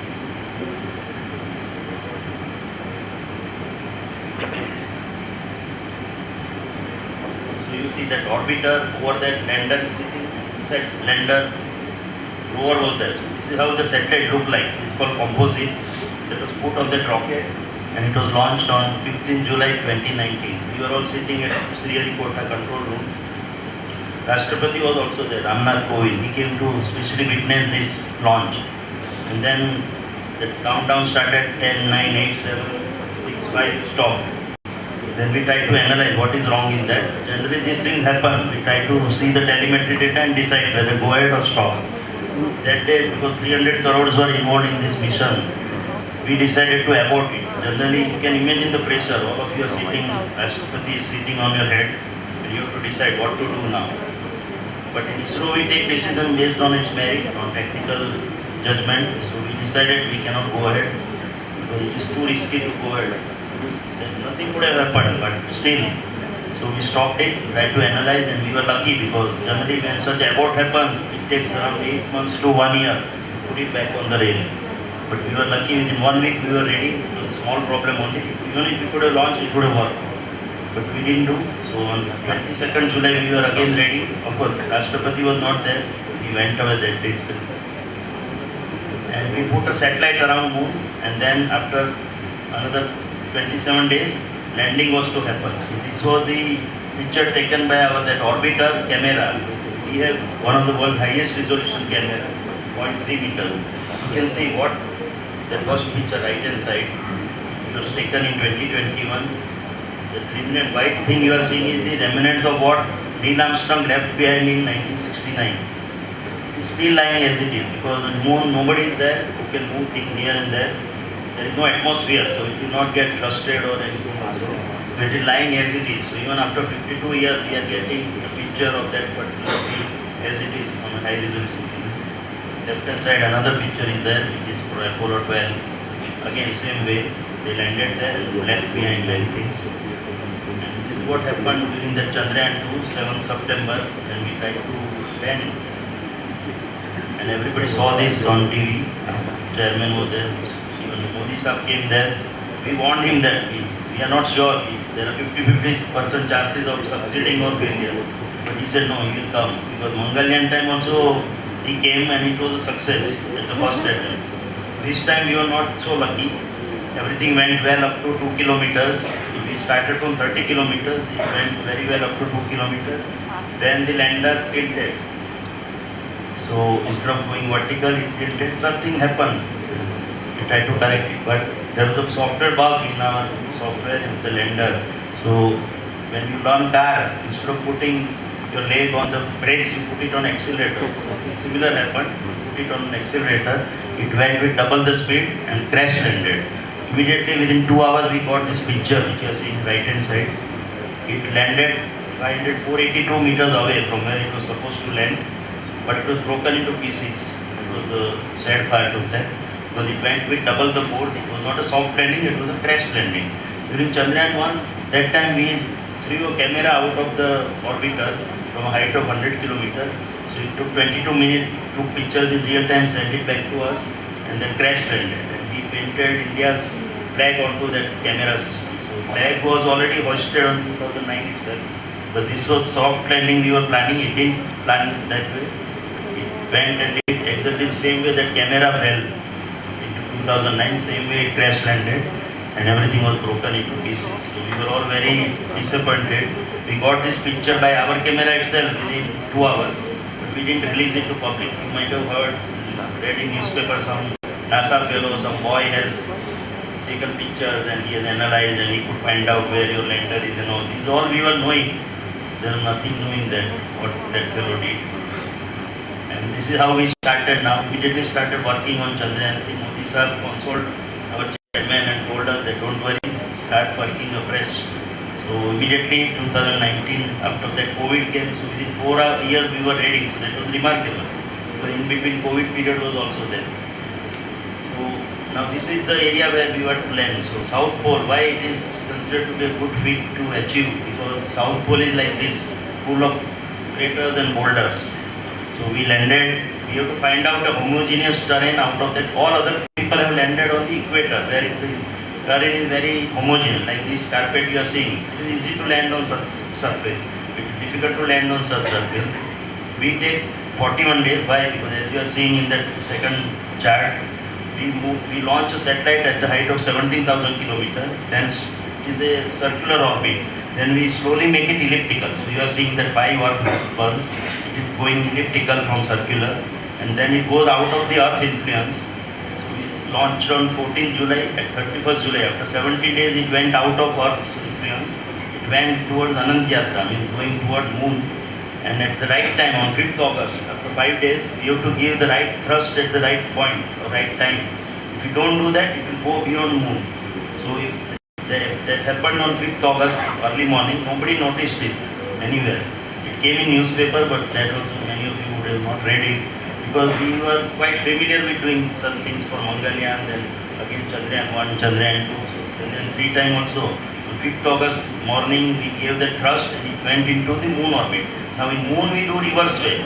It goes into a very elliptical orbit, and then slowly we make it circular by firing thrusters. And then on the day of it used to be land on 23rd August. So we started on 14th July, 31st July we went out of Earth influence. We entered into Moon influence on 5th August, and 5th August to 23rd August we were moving around Moon. And on 23rd August we started the descent from a height of 30 kilometers. And then what happened then? So this is how it happens, and that's why we take 41 days. And why 41? Because we have Maruti car, America, China, Russia, they have Mercedes-Benz. So their engines are very powerful. The tank capacity is also very high compared to what rockets we have. So this was Chandrayaan 3. It was similar to exactly Chandrayaan 2. Only this time we didn't need the orbiter. So the orbiter which we launched last time is still working. It was supposed to work 1.5 years, but it is going to work for another 7 years. So from 2019 to 2026 it is going to work. So we didn't need a satellite, so we didn't launch that satellite. We put more fuel. We are putting a propulsion tank instead of that satellite, and this is how it works. So it was exactly similar what we did on Chandrayaan 2, and we launched on 14th July. This is how we were sitting at the control room 7 kilometers away from where we launched the satellite or the launch vehicle. Our minister was also there, was sitting there. There is a viewing gallery, stadium. We have kept, anybody can come and watch any launch from that stadium. You have to just register online through that. And this is how other people have landed. They have all landed on equator or above that, because that is all homogeneous area. Where we were supposed to go, it is 70 degrees south latitude, it is 69.3 actually. And when we went there, it was full of craters and boulders. That area is full of craters and boulders. Almost all countries went to equator only. And then suddenly we have started our journey on 14th July. 5th August, Russia suddenly announced that we are going to launch on 10th August and we will reach there on 21st August. We were supposed to go on 23rd August. If not 23rd, then 27th. We have two options. Now Russia has announced on 5th August that they will reach there on 21st August. That means now whatever we do, we will be second only. Till then we were all publicizing that India will be the first country to land on South Pole and all that. Generally nobody announces like that, but Russia has their own mechanism. And of course they were working on that mission, but such announcement was sudden. Generally people don't do in that. It is a risky business. This was how their lander, costing around 1600 crore, our was around 600 crore total costing. And obviously we were dejected that, as I said, whatever we do, we are going to be second, knowing Russia's capability in propulsion, mechanical rockets, everything. And then when they launched, everything went on well. On 10th August, they landed, launched it, it went into Moon orbit, and on 19th August, suddenly they announced that something has gone wrong, that computer is not behaving properly, but they are trying to rectify. Some things happen, upload a patch, and it will start working again. And but it didn't happen. On 20th August, they crash landed on the Moon surface. Maybe India was this time to land that first. I was telling about that experiment involving. So last time we felt that we didn't do enough testing. So this time we concentrated more on experiment testing. So we tested it in lab, we tested it on train, we tested it on drone, we tested it on helicopter, aircraft, tested in Ahmedabad, tested in Sriharikota, tested in Bangalore. So all places we tried to do a lot of testing. And then what happened that day is how we started from 30 kilometers. So you see, these legs are almost horizontal. We start with a velocity of 6,000 kilometers per hour. And then when it reaches a height of 800 meters, it is almost vertical. Its legs are almost vertical. Speed will become zero by that time. So we fire thrusters. So there are 4 thrusters into that. So it will reduce the speed. When it's going down, because of the gravity effect, it will move with very fast speed, 6,000 kilometers per hour. We make it zero by the time it is at 800 meters, and then it goes straight away to 150, and at that time we do a lot of processing. So we require to all artificial intelligence, everything come into picture at that point. We take pictures, compare it with our algorithm and try to control the movement of the lander. So this is how it happened this way. Just pictorially it is showing. So it landed, it worked very well up to the 800 meters it went there, and then from 800 to 150 it went straight away. And here we, as I said, we do hovering and do a lot of processing, and then we decide whether it is safe to land or not. So we have divided that. Our area was 4 by 2.1 kilometer. That was divided into 24 meter square segments. Because lander area is 4 meter square, that was supposed to land on a 24 meter square section.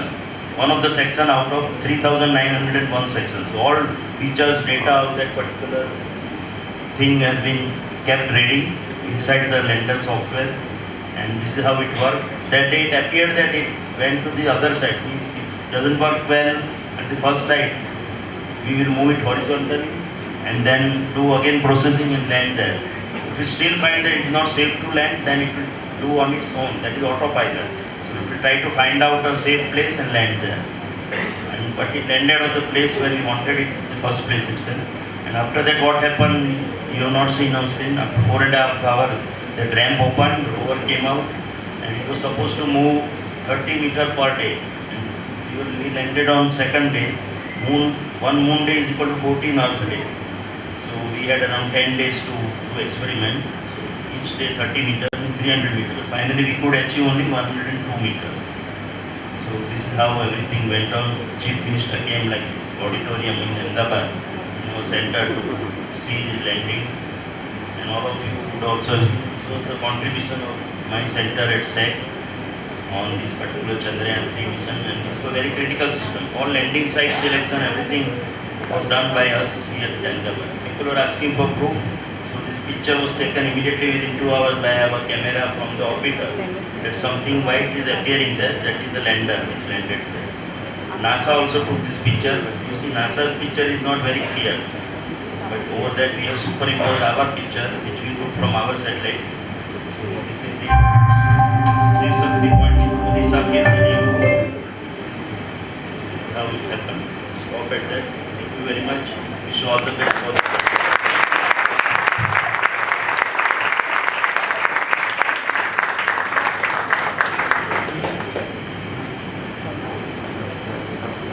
Thank you, sir, for giving us a glimpse to the Indian scientific world. Moving forward, I now take great pleasure in introducing our keynote speaker, Dr. Om Kumar Krishnan, Professor of Marketing, IIM Kozhikode. With more than a decade of academic leadership and consulting experience, Dr. Om Kumar Krishnan completed his PhD in Planning and Development from IIT Bombay. While his contribution as an academician is reflected in his teaching experience in IIM Amritsar, IIM Sirmaur, as well as Chonam National University in South Korea, as a researcher, the dignitary at hand has expertise in marketing research, last mile coverage, qualitative research, and popular culture. Moreover, he has been actively consulting with World Bank, coconut producer companies in Kerala, Norca Roots, TechUp Institutes, Milma, and Premium Transmission Limited Pune, channelizing his abundant research experience for the betterment of the society. Now, let's tune into the wisdom of Dr. Om Kumar Krishnan as he delivers the much-awaited keynote speech.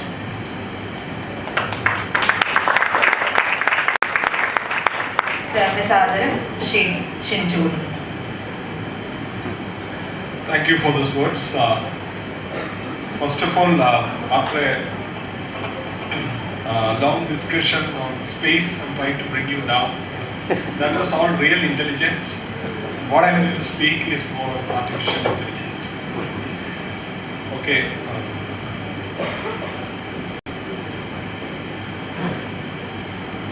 So first of all, let me thank the institute, the university, for inviting me. So the dignitaries, the provost, and ISRO head, and then other industry personnel, and all the dignitaries and the scholars. Am I audible in the back? Yes. Okay. Yeah. I want all your attention on space to this, whatever are my views which I am going to put forward. So first of all, I'm still in Pacific time. So last 1 month I have been roaming around in North America. So that is where I had committed to Abhishek. So I landed back in India only from Mexico City day before yesterday. So my timings are a little different. But nevertheless, so it's a privilege here to come, and I was really impressed with the infrastructure and the energy. There are a lot of things, including that anthem, which created a different kind of positive energy for me.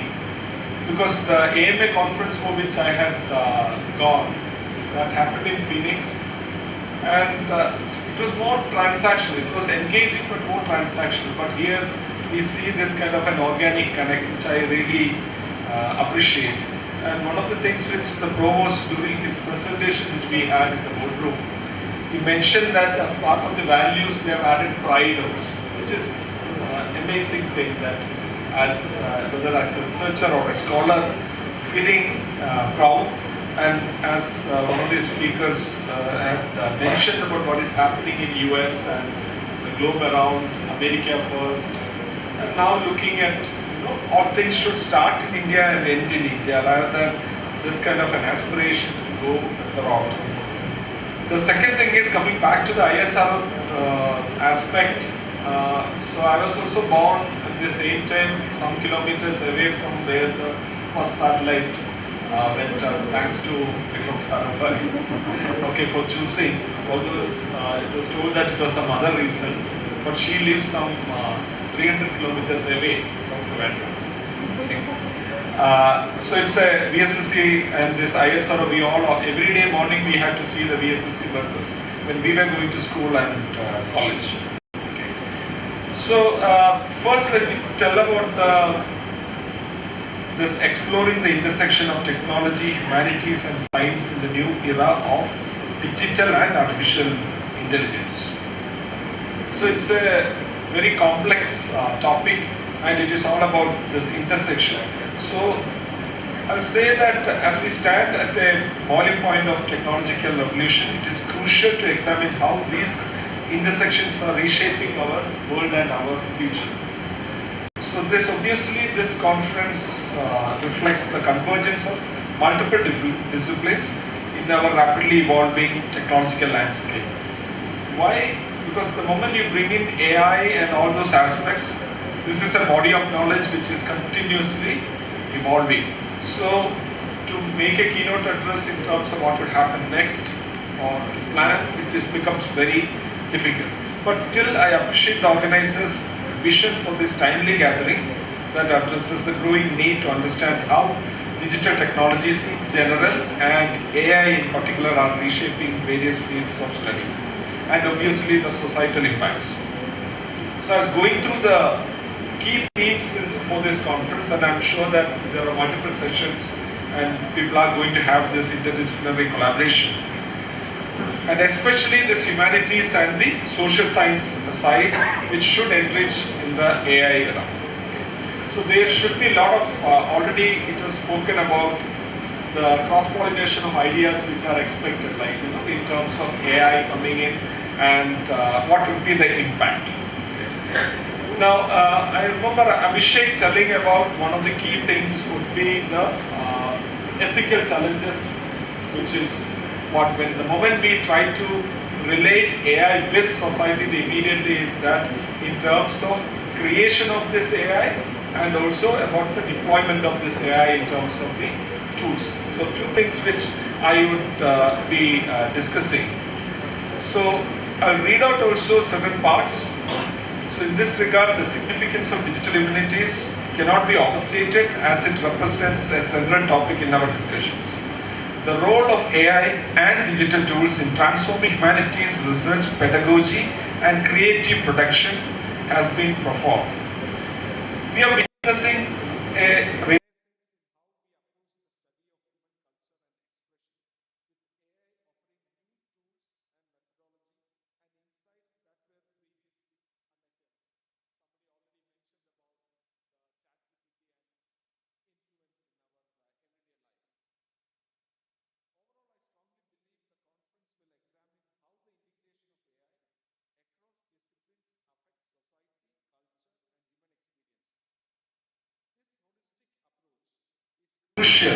as we seek to understand the far-reaching implication of AI adoption.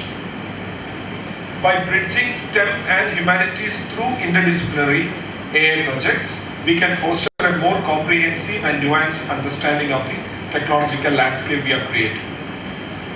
So, when I was contemplating this particular conference title again, I was a little fascinated by this sociologist named Manuel Castells, who has said a lot about technology and society. So he said about today the speaker, the ISRO head also was telling that how Ukraine was able to survive despite losing of, right, being part of a network society. So what Manuel Castells and all says is that this is where the humanities aspect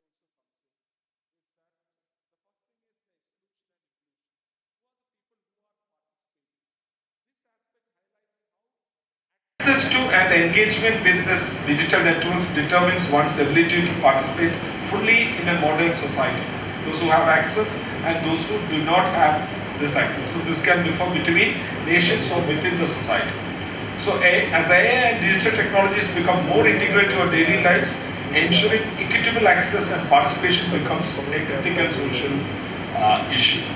The second thing, again bringing in Manuel Castells, the hierarchy within the network, the acceptance of dominance. Okay. So to have a network means that there will be power structures and hierarchy. The classical example will say that you all are aware of what has happened with in the last month in the AI field. DeepSeek, one company has come and challenged this kind of a dominance. And if you remember, in one of the interviews some 3 months back, Sam Altman, who has created this ChatGPT, was asked that should Indians also work on this large language models and develop their own AI. And he was saying that it will be hopeless, right? So this is one thing I want to again connect with the ISRO head here when he mentioned about India's intelligence, right? We were supposed to be the software giants, and we lost out the bus on hardware, but it was fine, we were like doing. But again, a small Chinese company comes and challenges and brings in there. That should have been our bus. Somewhere we had this. So nevertheless, so that kind of dominance, this kind of dominance has to be understood. Okay. So the last is this sustaining of this kind of a network, which is this kind of an ideology by those who are creating this AI. Why? When we are linking it with society and humanities, that is where this AI is. So it is not only about job displacement, how AI is being created and how the AI is, how much we are able to participate in that AI also becomes important. So these three characteristics are increasingly relevant as we navigate the digital age. So I'll just talk about this evolution of the digital technologies. This conference is talking not only exclusively of AI, or it is talking about the digital technology. I'm trying to point out things on which, if scholars are able to relate. I'm sure that some of the papers might be addressing these aspects, because in the American conference for 3 days, I was sitting continuously only in the AI section and trying to see that what people are trying to research. One good thing is that we are all in the same page. So I went there thinking that, I should not be asking whether I should ask a blunder question or should I. It's like whether it is scholars from China, South Korea or the US scholars, everybody is in the same page in terms of this research. So this field is something which is going to be only emerging. Only tricky thing is that this body of knowledge is constantly evolving. Okay, I'll come to that how do we address that. So earlier we were talking more about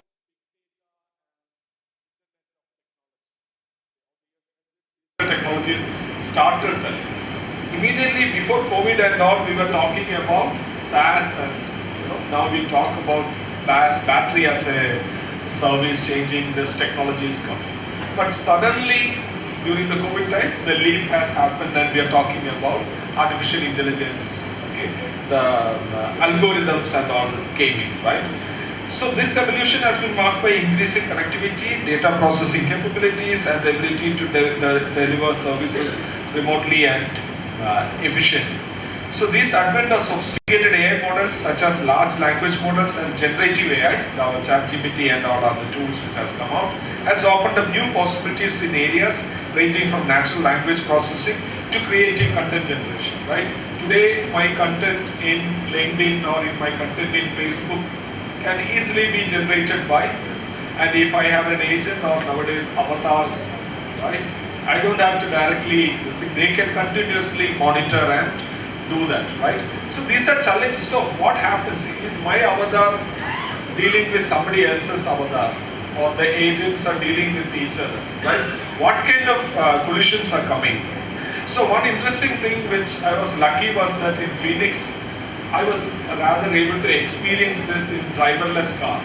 And it is very interesting that many localites and even the conference guys who are talking all about AI refuse to get into a car which does not have driver. But I as Ayushman jumped into the car and it is an amazing experience. You can, by the way, it is cheaper than Uber.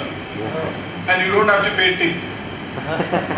You just close the car and it goes away silently without complaining, no grumbling, it goes away. And one of the other thing is that the radar system and this thing is so advanced. I and somebody from Gujarat only, was K.M. Purani, we were together sitting, and in the distance when the ambulance sound came, the car slowed down. But it had a lot of distance, but immediately it had slowed down. Second thing is, sometimes you see when you are walking down in the downtown, nobody is calling them, so they go and park in a quiet area silently. No complaints. After some time you can see that it moves away whenever it's a company called Waymo which is successfully running in 3 states. Now it is owned by Google.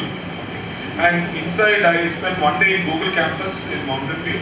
Same way these cars are moving around. So it's amazing. It's like that, science fiction movies which we thought that, and we never anticipated that in 2025 we will be sitting in a driverless car. And I'm sure that that will come along with Tesla in India. Now I will bring in the intersection of technology and society and how did I connect this conference aspects. Okay. So the 2 things which I'm talking is, one is about the experience what AI and this latest technologies has come in. Second is the power.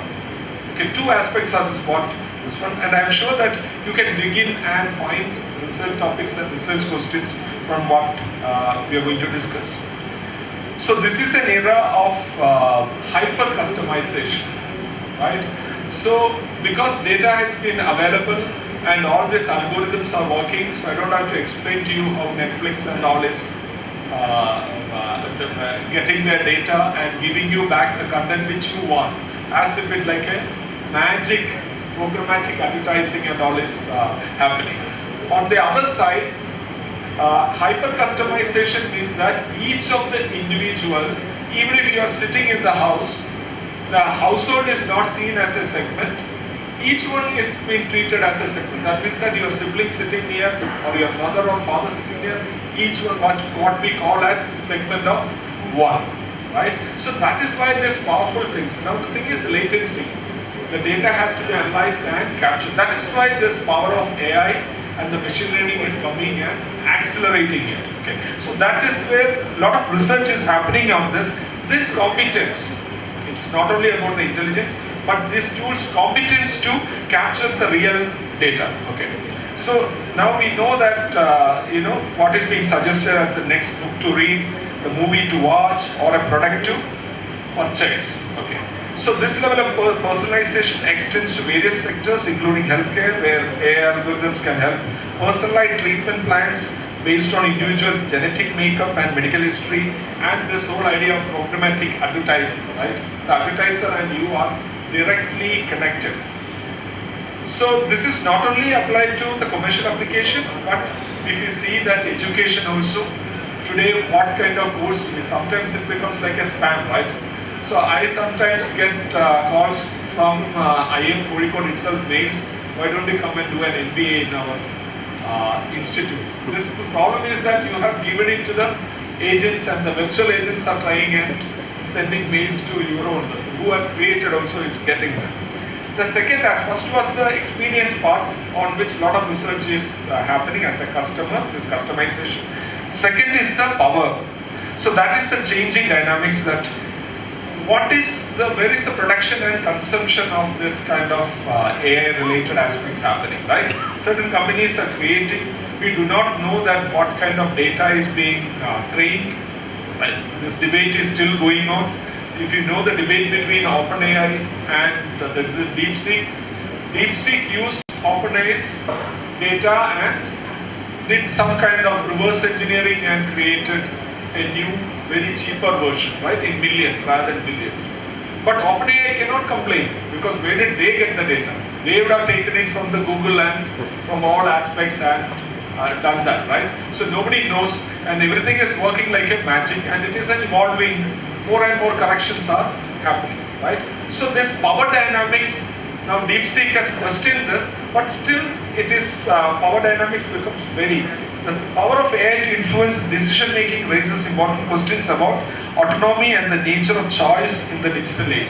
Because many things, the ecosystem is changing so much, people are losing their free will to choice. The agency only is remaining, there is no choice in terms of this. Within those marketing choices, we are making all our decisions. And limited players are only playing. We cannot question that. And this social media algorithms that curate our news feeds and content recommendations can create silos and reinforcing existing beliefs and limiting exposure to diverse perspectives. But this is also dangerous. There is a lot of relationship between social media and everybody wants to control that social media, the politics. So a lot of papers in the American Marketing Association conference also was on this, that how do you influence this? We tell that many times in democracy and polls and all those things there is an influence. So there are a lot of papers and all were on those aspects. Okay. So now let me tell about how did this all happen and why this is becoming a challenging field to discover and create. Things were already, the professor had said about neural networks and this algorithms and all. What this COVID has done is it not only made us all sit at home, but it became a catalyst for all these kind of technologies to accelerate at a speed which we could not envisage. So this was an unexpected accelerator, and this AI adoption also went in various sectors. So it was not only in the health sector, but today companies are leveraging it in terms of whatever new knowledge which has come in supply chain optimization. I'm sure papers would be there on that. Customer service automation and remote work facilitation. Okay. So now it is not, although when we discussed about the Nobel Prize and all, when we said that why physics or chemistry is getting on AI is because it has become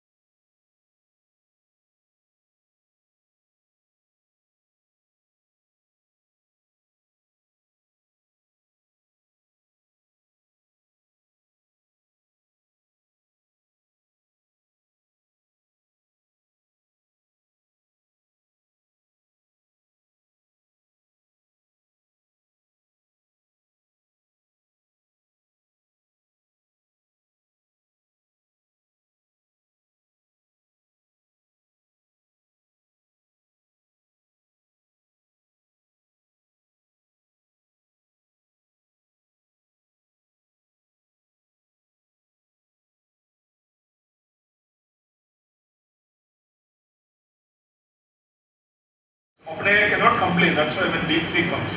Because it used Google's resource, and unfortunately, you know what had happened to the Google share, and Sundar Pichai was struggling with Gemini, which is now catching up. Okay. So somebody sponsors, but they take the best out of it, and you who had the best data. Everybody expected Google to bring in this. And everybody expected OpenAI and some 3 or 4 big players to do this, but DeepSeek comes and changes that also. So these are very interesting times in terms of. The second thing which is this, which I wanted to talk is about, in this kind of research is this convergence of software and hardware. So earlier it was all about hardware. When PC came, then India had the edge in terms of the software. Somewhere we never bothered about the hardware. Who wanted the hardcore hardware? Those who were playing games and right. Finally, for making better games, you end up with the best GPU. Look at the latent functions which has happened, and using those GPUs, you are able to do better neural network, and you ended up with this. So that is how NVIDIA had made its money. Hardware again came back, and when people were starting to pump in at data centers and NVIDIA, DeepSeek comes and changes this. So this aspect has to be known. Nothing lasts forever, right? Everybody has an opportunity in terms of working in this field. And so let me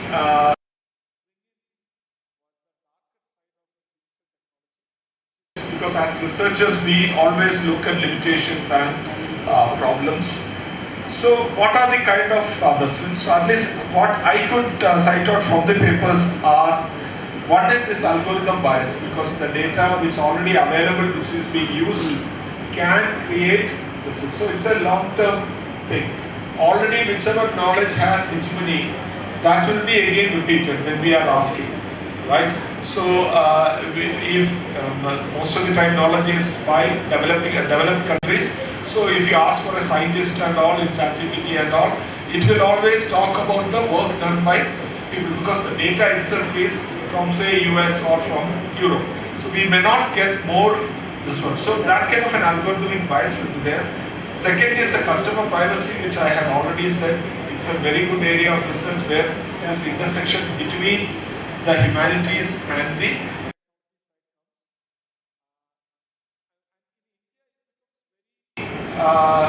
what is that? I don't think that can be complained about customer privacy. We talk a lot, but when I go to the nearest shop and buy something, they ask my mobile number. I start saying 86060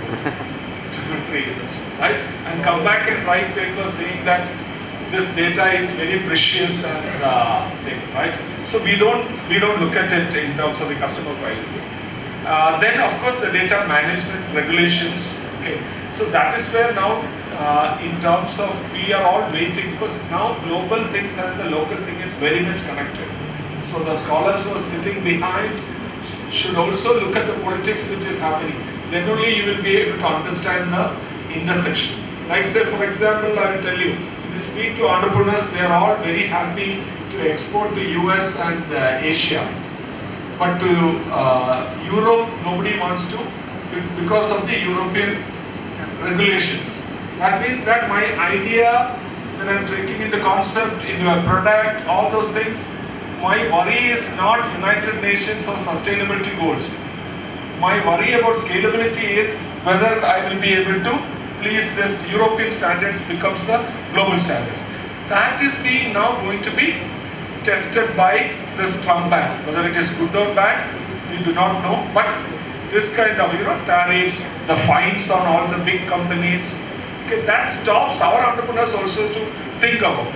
So in the international the data summit which is organized by Indian School of Business, every time I fight over one thing is the regulations. Everybody is talking about this research of AI and the when will in India regulations come. They have appointed a committee also. But if we have regulations, our new entrepreneurs who are coming up with new research ideas are 75% depending on AI. So that is going to kill even that thought process. If they start saying that you cannot do this, you have to comply with this regulation when you are, especially for an emerging country. Those who say Silicon Valley might be able to implement it. So I tease all these scholars when they come, the experts, that how many years? So they say 5 years, 10 years. We cannot put a time period in India because we want this ecosystem. People should be wildly thinking, how did DeepSeek come? Because somebody refused to give technology, something like our cryogenic, when we were not given, because that time I was part of IIT Bombay, I was a PhD student, and we saw from a small lab how they did, and now when we see, we are all very proud to see. The same way, we should be able to do it independently. Then of course the deepfake crime. Today also, he also had mentioned about the crime which is associated with AI and all these deepfakes coming. I'm not going to touch upon job displacement. Those who are interested can read my book along with co-authors, which is available in Amazon. Beyond COVID-19, how is India's job scene?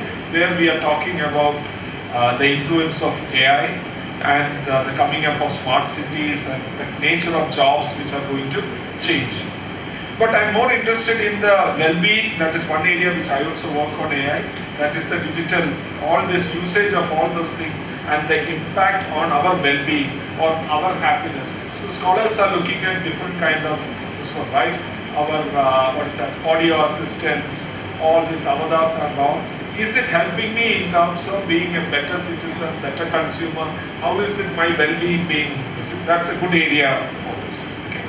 And the ethical AI development thing is that two things. One is I already said about when you are making these models, which kind of data is being used, use of synthetic data, plus where it is being deployed. We all know that China now, this deepfake, Luang has been called by the Communist Party and put to look at the military aspects of China.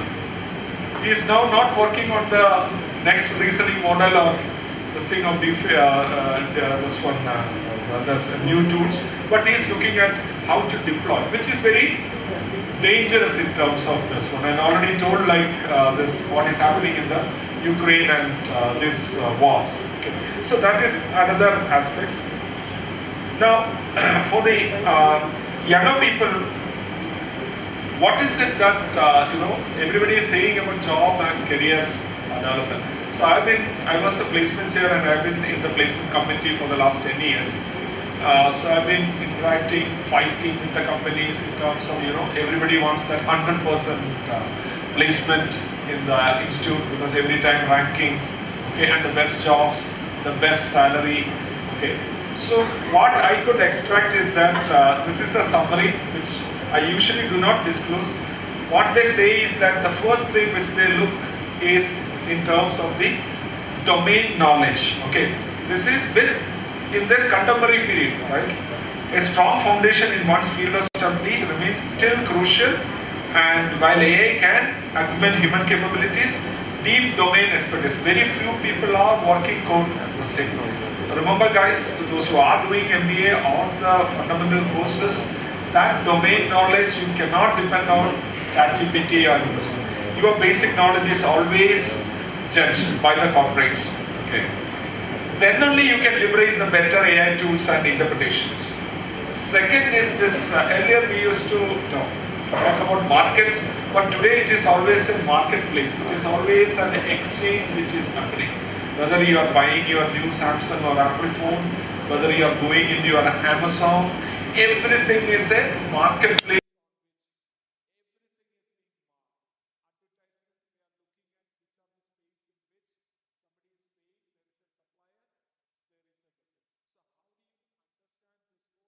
System will help you. So first is the domain expertise, second is understanding this ecosystem as a marketplace.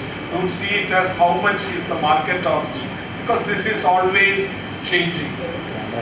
The third thing is the adaptability. Now I already said that this body of knowledge is always changing.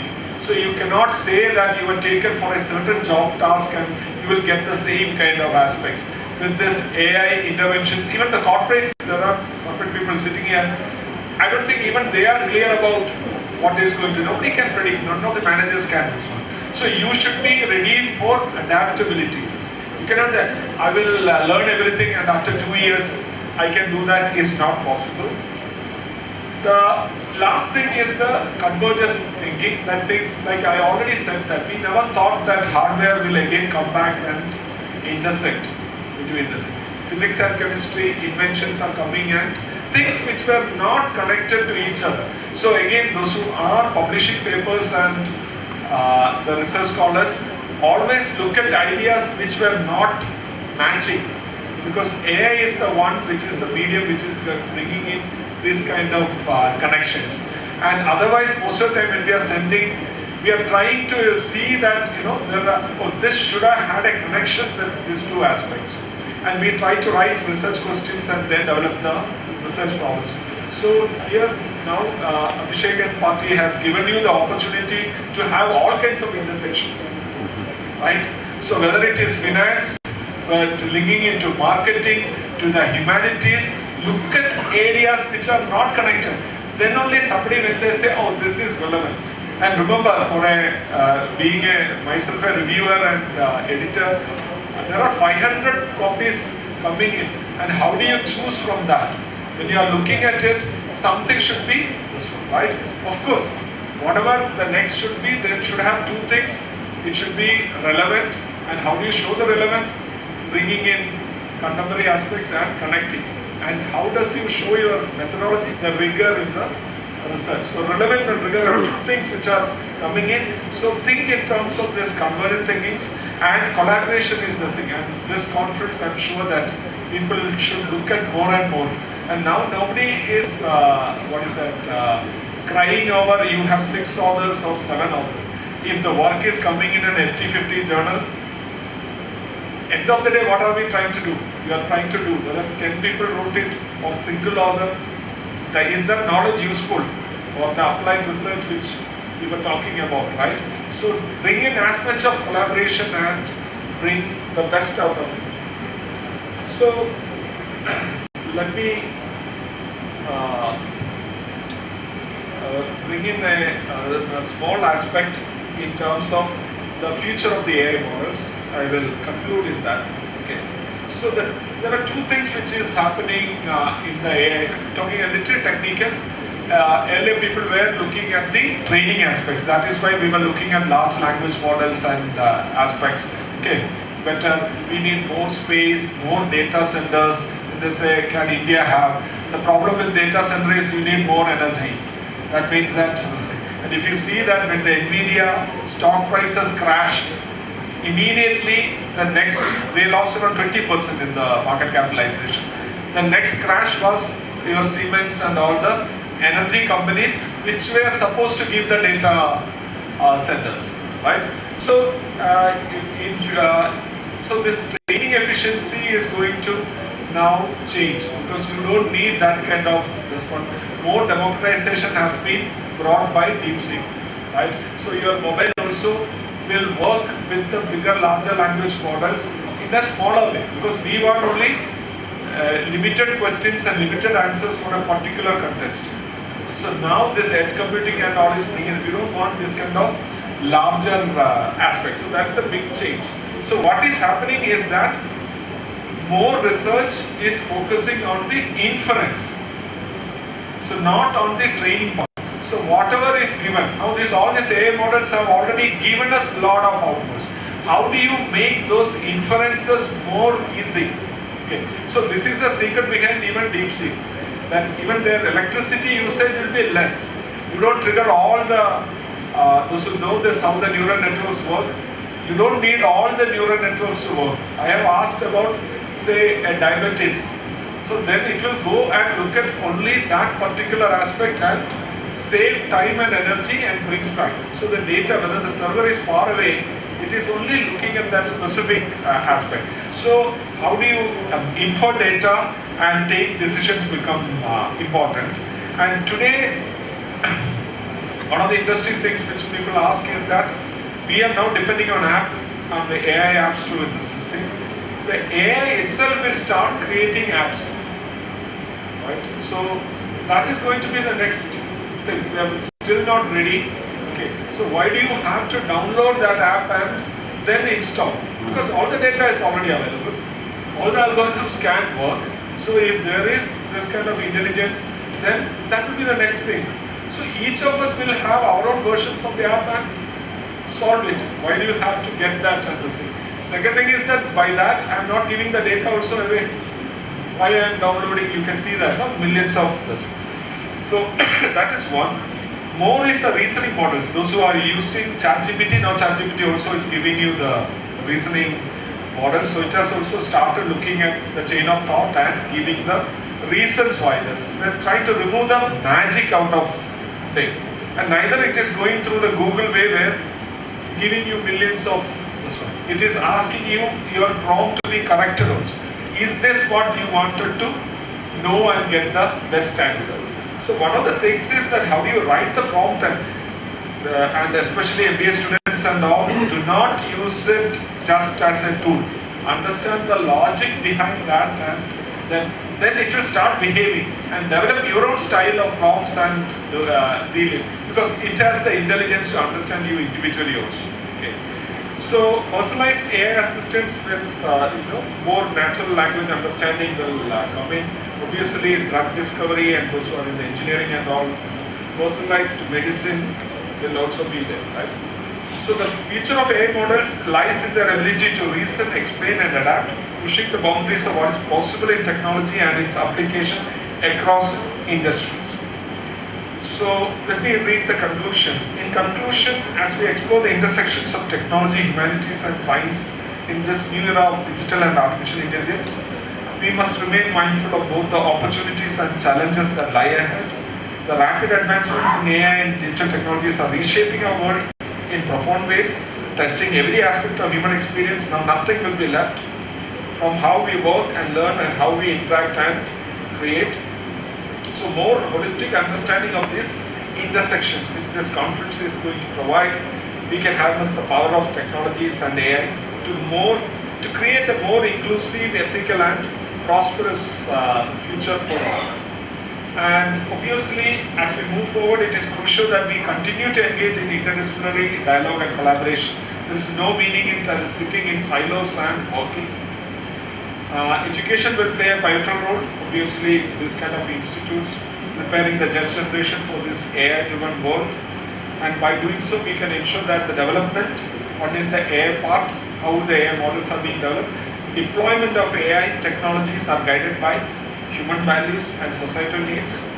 So let us embrace this era of digital and artificial intelligence with a spirit of curiosity, responsibility and collaboration. So I will just read on something from The Heroic Living. I don't know how many of you read this. It's a 2009 Chris Lowney's saying. Can I say that I am here on earth for a reason? Or am I simply drifting along, grasping after whatever suits a short-term need, ChatGPT, or a current fad? So, in conclusion, I would finally say, I am ready. Are you? Thank you very much.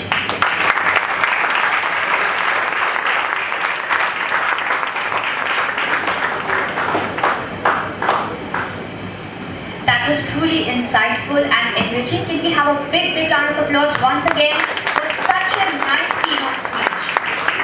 Moving ahead, now I have the honor of introducing the guest of honor, Mr. Ashwin Desai sir, founder and managing director of Aether Industries Limited.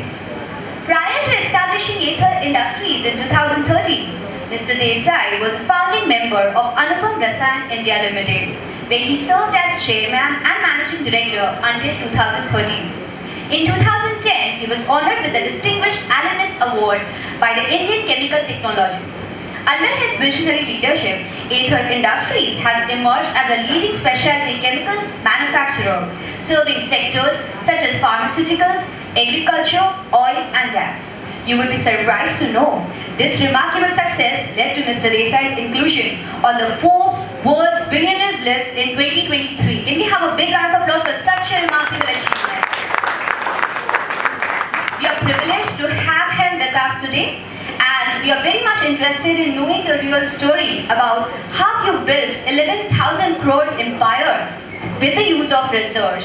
I would now request Mr. Ashwin Desai sir to please come on the stage and share your valuable experience with the audience here.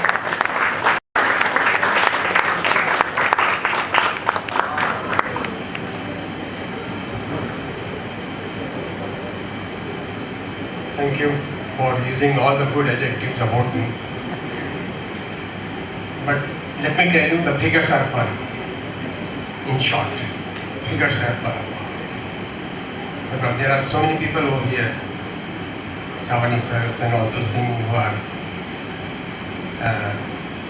just far apart and far better than what I have achieved. So, यूँ तो मैं बहुत बुज़दिल इंसान हूँ, अंदर से बहुत घबराता हूँ, पर जब जवान लोगों के सामने खड़ा रहता हूँ तो मेरे इरादे भी बुलंद हो जाते हैं।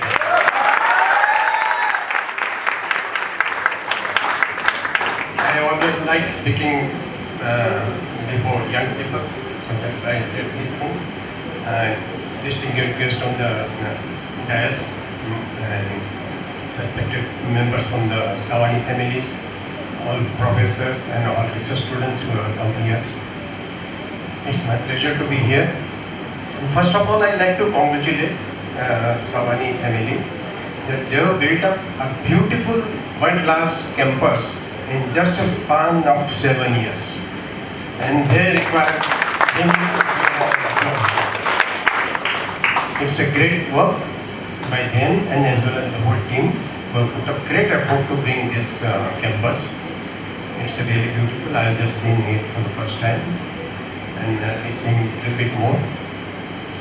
So, congratulations and thank you.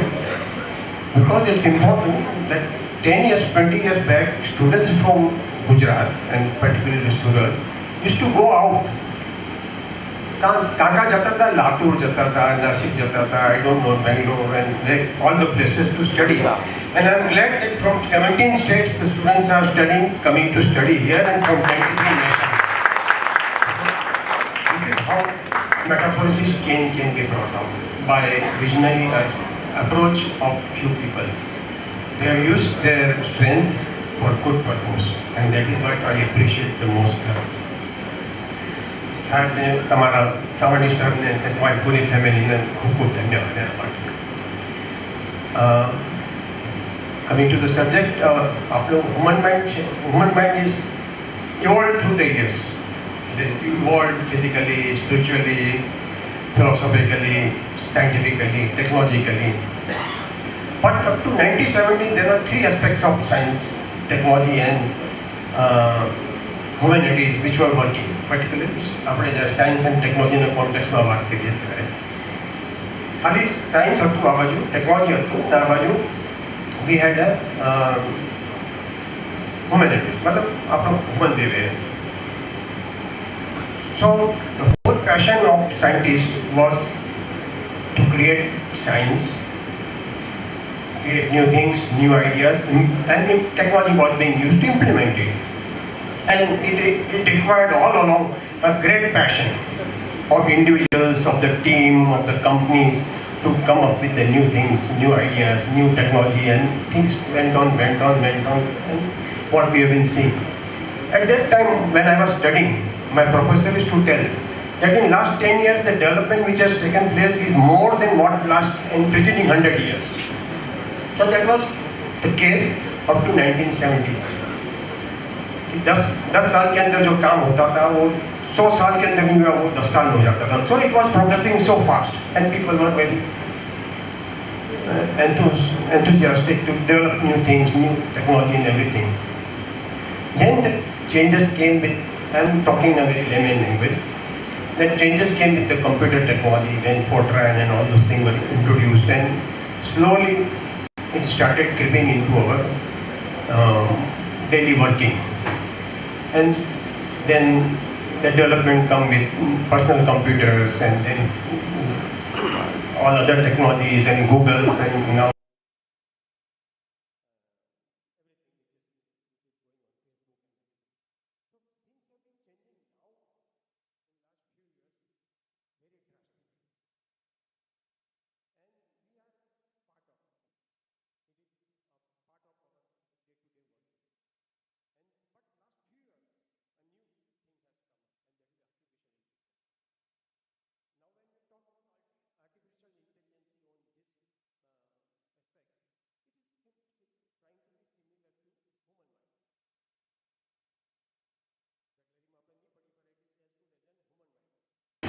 and so a human mind, the way in which human mind is to work, now this artificial intelligence, all these algorithms and everything is being built up, and they are building up it so well and so fast.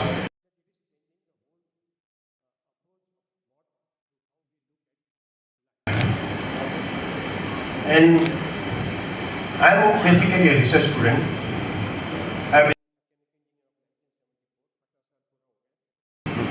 Engineering करने का, so just had a great get together of our 74 batch, and we had a good time. I've been involved in research from day first when I started my industry in 1976, and luckily I became very successful in my project. 2.5 lakh का project था, वो 50,000 का हो गया. So that became a guiding stone. But the whole approach was based on books and libraries, and we worked very hard on that. Libraries, we had a great library in Mumbai of our college where I studied, UDCT. So we used to, that should be, we used to the source of our. साहब कीधु से कि हमारी research journey पर बात करवानी चाहिए. So AI will be one of the part of it. So. We used to be involved in it. I used to be involved in my books and journals and libraries, and then patents and everything. And we used to creep up, and we used to work very hard. We used to start, we used to create new ideas, new products. And information technology was not available. But slowly information technology started building up, and we became also the part of it. And that has been constantly being used, and the whole fraternity of chemists and research people, they rely on Googles and everything. So much is available. But ये जो मजा आती है काम करवाने में, मासूम होते कि we had a passion to do both. There was some object of arriving at something which is unusual for the first time in India, and I always have taken pride in building up every product for the first time in India. So I was very enjoying my journey on that line, and which we are still doing. But all of a sudden, a lot of things are changing very fast, and it is becoming very important that we align with the development very fast. And you being researchers who are sitting here, I would advise that you stay with the change, otherwise you are lost. अगर आप बदलाव नहीं लाओगे तो you are lost. So make yourself relevant with today's technology and information system, and उसके साथ अगर अपन कदम पे कदम मिलाएंगे तो जाएंगे। दूसरा जो सब्जेक्ट था कि भाई where we stay in the world, let me tell you, we are following the research. We are not doing original research anywhere. Simply there is no Nobel laureate who has been born in India except Rabindranath Tagore. So we are nowhere in scientific world in the world. We may be very good software engineers and all those things, but as this sir said, that we create software, but we don't create DeepSeek or anything, which we should have been doing it. But then that's a different story. In that context, what I would like to say is that we have to adapt to this change of technology in whatever field we are. If you take diamond, the technology has done that LeBron James, which is artificial gems, and that is just available at they said at 5% of the cost of the original diamond. So changes are taking place so fast that if we, in whatever field we are, we cannot adopt, we will be doomed. An ordinary fellow who was a BCom, he started taking up this digital approach, and now he is selling 15 to 17,000 sarees per day. Now imagine 15 to 17,000 means about 6 to 7,000 people who are going to the stores. दो साड़ी मंगाते फिर वापस 30-40% वापस भेज देते हैं। तो 30-40 people, 6 to 7,000 people who are going every day to the shops to purchase the sarees are not going now. So this is now what will shopkeeper will have to do? He is doomed. And अभी तो toothbrush भी लोग Amazon से मंगा लेते हैं, online मंगा लेते हैं। So these type of changes are going to be taking place, and we have to be very much particular because we are totally अपनी जो population है that has to be taken care of also. So I am very much not happy with the AI which is taking place. In research, we have been driven by passion. ये product import हो रहा है तो we have to make it. Now that passion is not there because AI and information technology is so good that it is a matter of time that you can crack it very fast, which was earlier not there. So what I would request everyone in the audience is that please adapt to the change, stay in line with whatever is going on, and then come up with something which is good. But at the end of the day, don't put up yourself into nonsense ideas of mobiles and computer and movies and this and that which are available on hand, because you are losing social values of living. जिंदगी जीने की एक बार उसको तुम जी लो जी भर के, otherwise mobile में खोते रहोगे तो कुछ नहीं पाओगे. So stay with your social values, your family values, your children values, your parents values. Have lawful meaning in the life. Otherwise, it will be you will be just slave to all this digital system. Again, thank you very much, sir.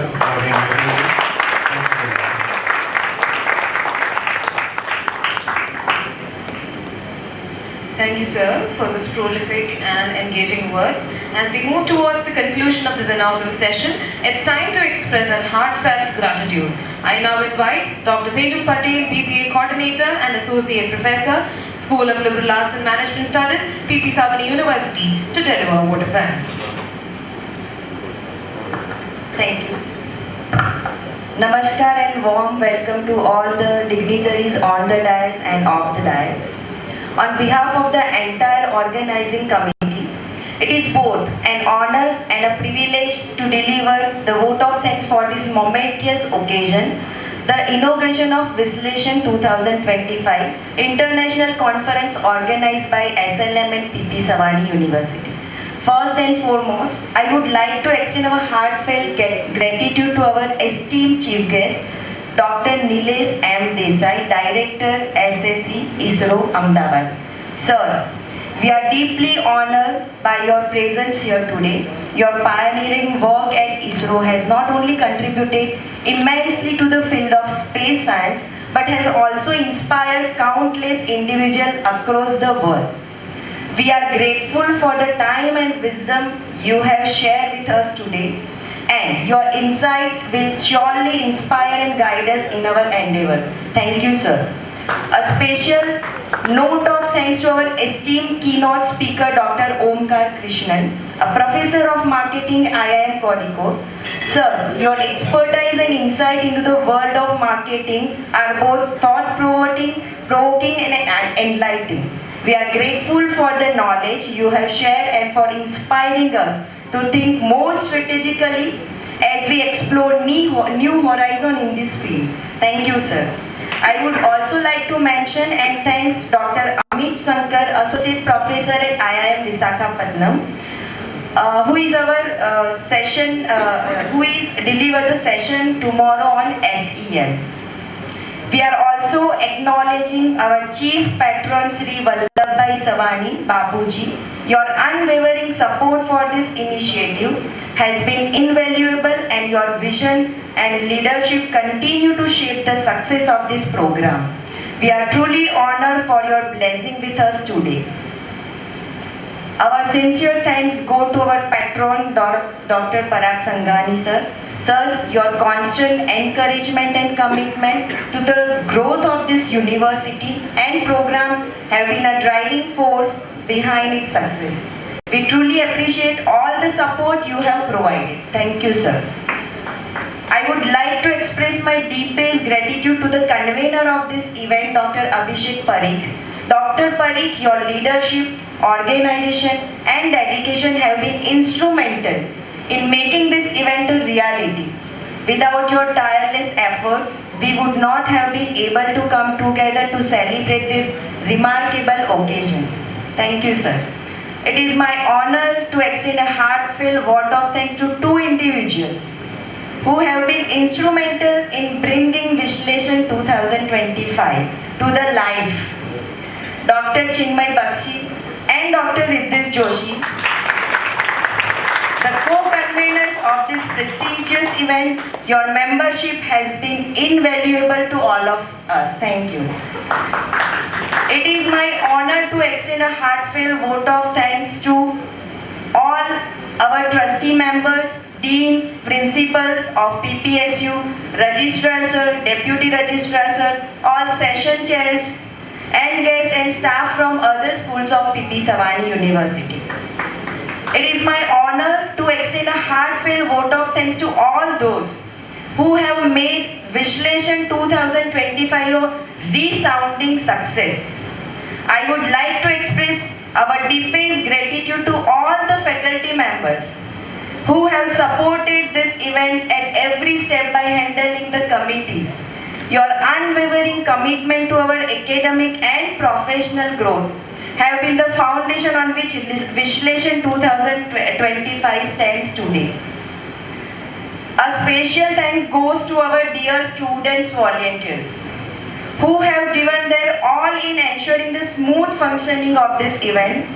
You have worked across different committees from anchoring, logistics, registration to managing sessions and helping our guests. Your enthusiasm, dedication and hard work have been crucial in creating a seamless experience for everyone involved. We are grateful for the energy and passion you have brought to this event. Thanks to my dear students. As we are near to conclusion of this wonderful event, our sincere thanks also go to the media person, technical and non-technical staff who have played an essential role in managing all the tasks leading up to this event. Whether it's managing the technical setup, ensuring everything runs smoothly on the day of the conference. Thank you so much from entire PP Savani University. Also, participants from across the states and all present here today for your active participation and enthusiasm in making Vishleshan a grand success. Your presence today adds immense value to this event. and we look forward to your continuous engagement and support throughout the program. Thank you, my dear participants. Thank you once again to all our distinguished guests and to everyone who has contributed to this success of today's inauguration. Also, I thanks to those if I fail to name.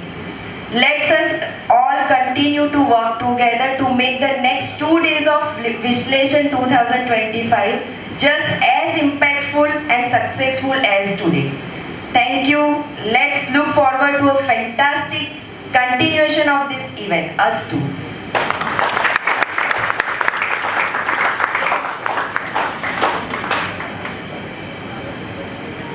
Thank you so much, Tejal ma'am. It was really a heartfelt gratitude. Once again, I would like to thank all the dignitaries who have spent their valuable time here at Savani University. A big round of applause again for Dr. Nilesh Desai sir from ISRO, Dr. Om Kumar Krishnan sir from IIM Kozhikode, Dr. Ashwin Desai sir from Aether Industries Limited. It was truly an honor to share the stage with such big dignitaries over here. With that, we conclude the inaugural session of Vishleshan 2025. It's now time for a delightful lunch break. We would expect the participants to come back by 1:15 p.m. at their respective venues for their presentation sessions. Looking forward to an afternoon full of insightful discussions. Before we disperse, now let us stand in unity and pride for our national anthem.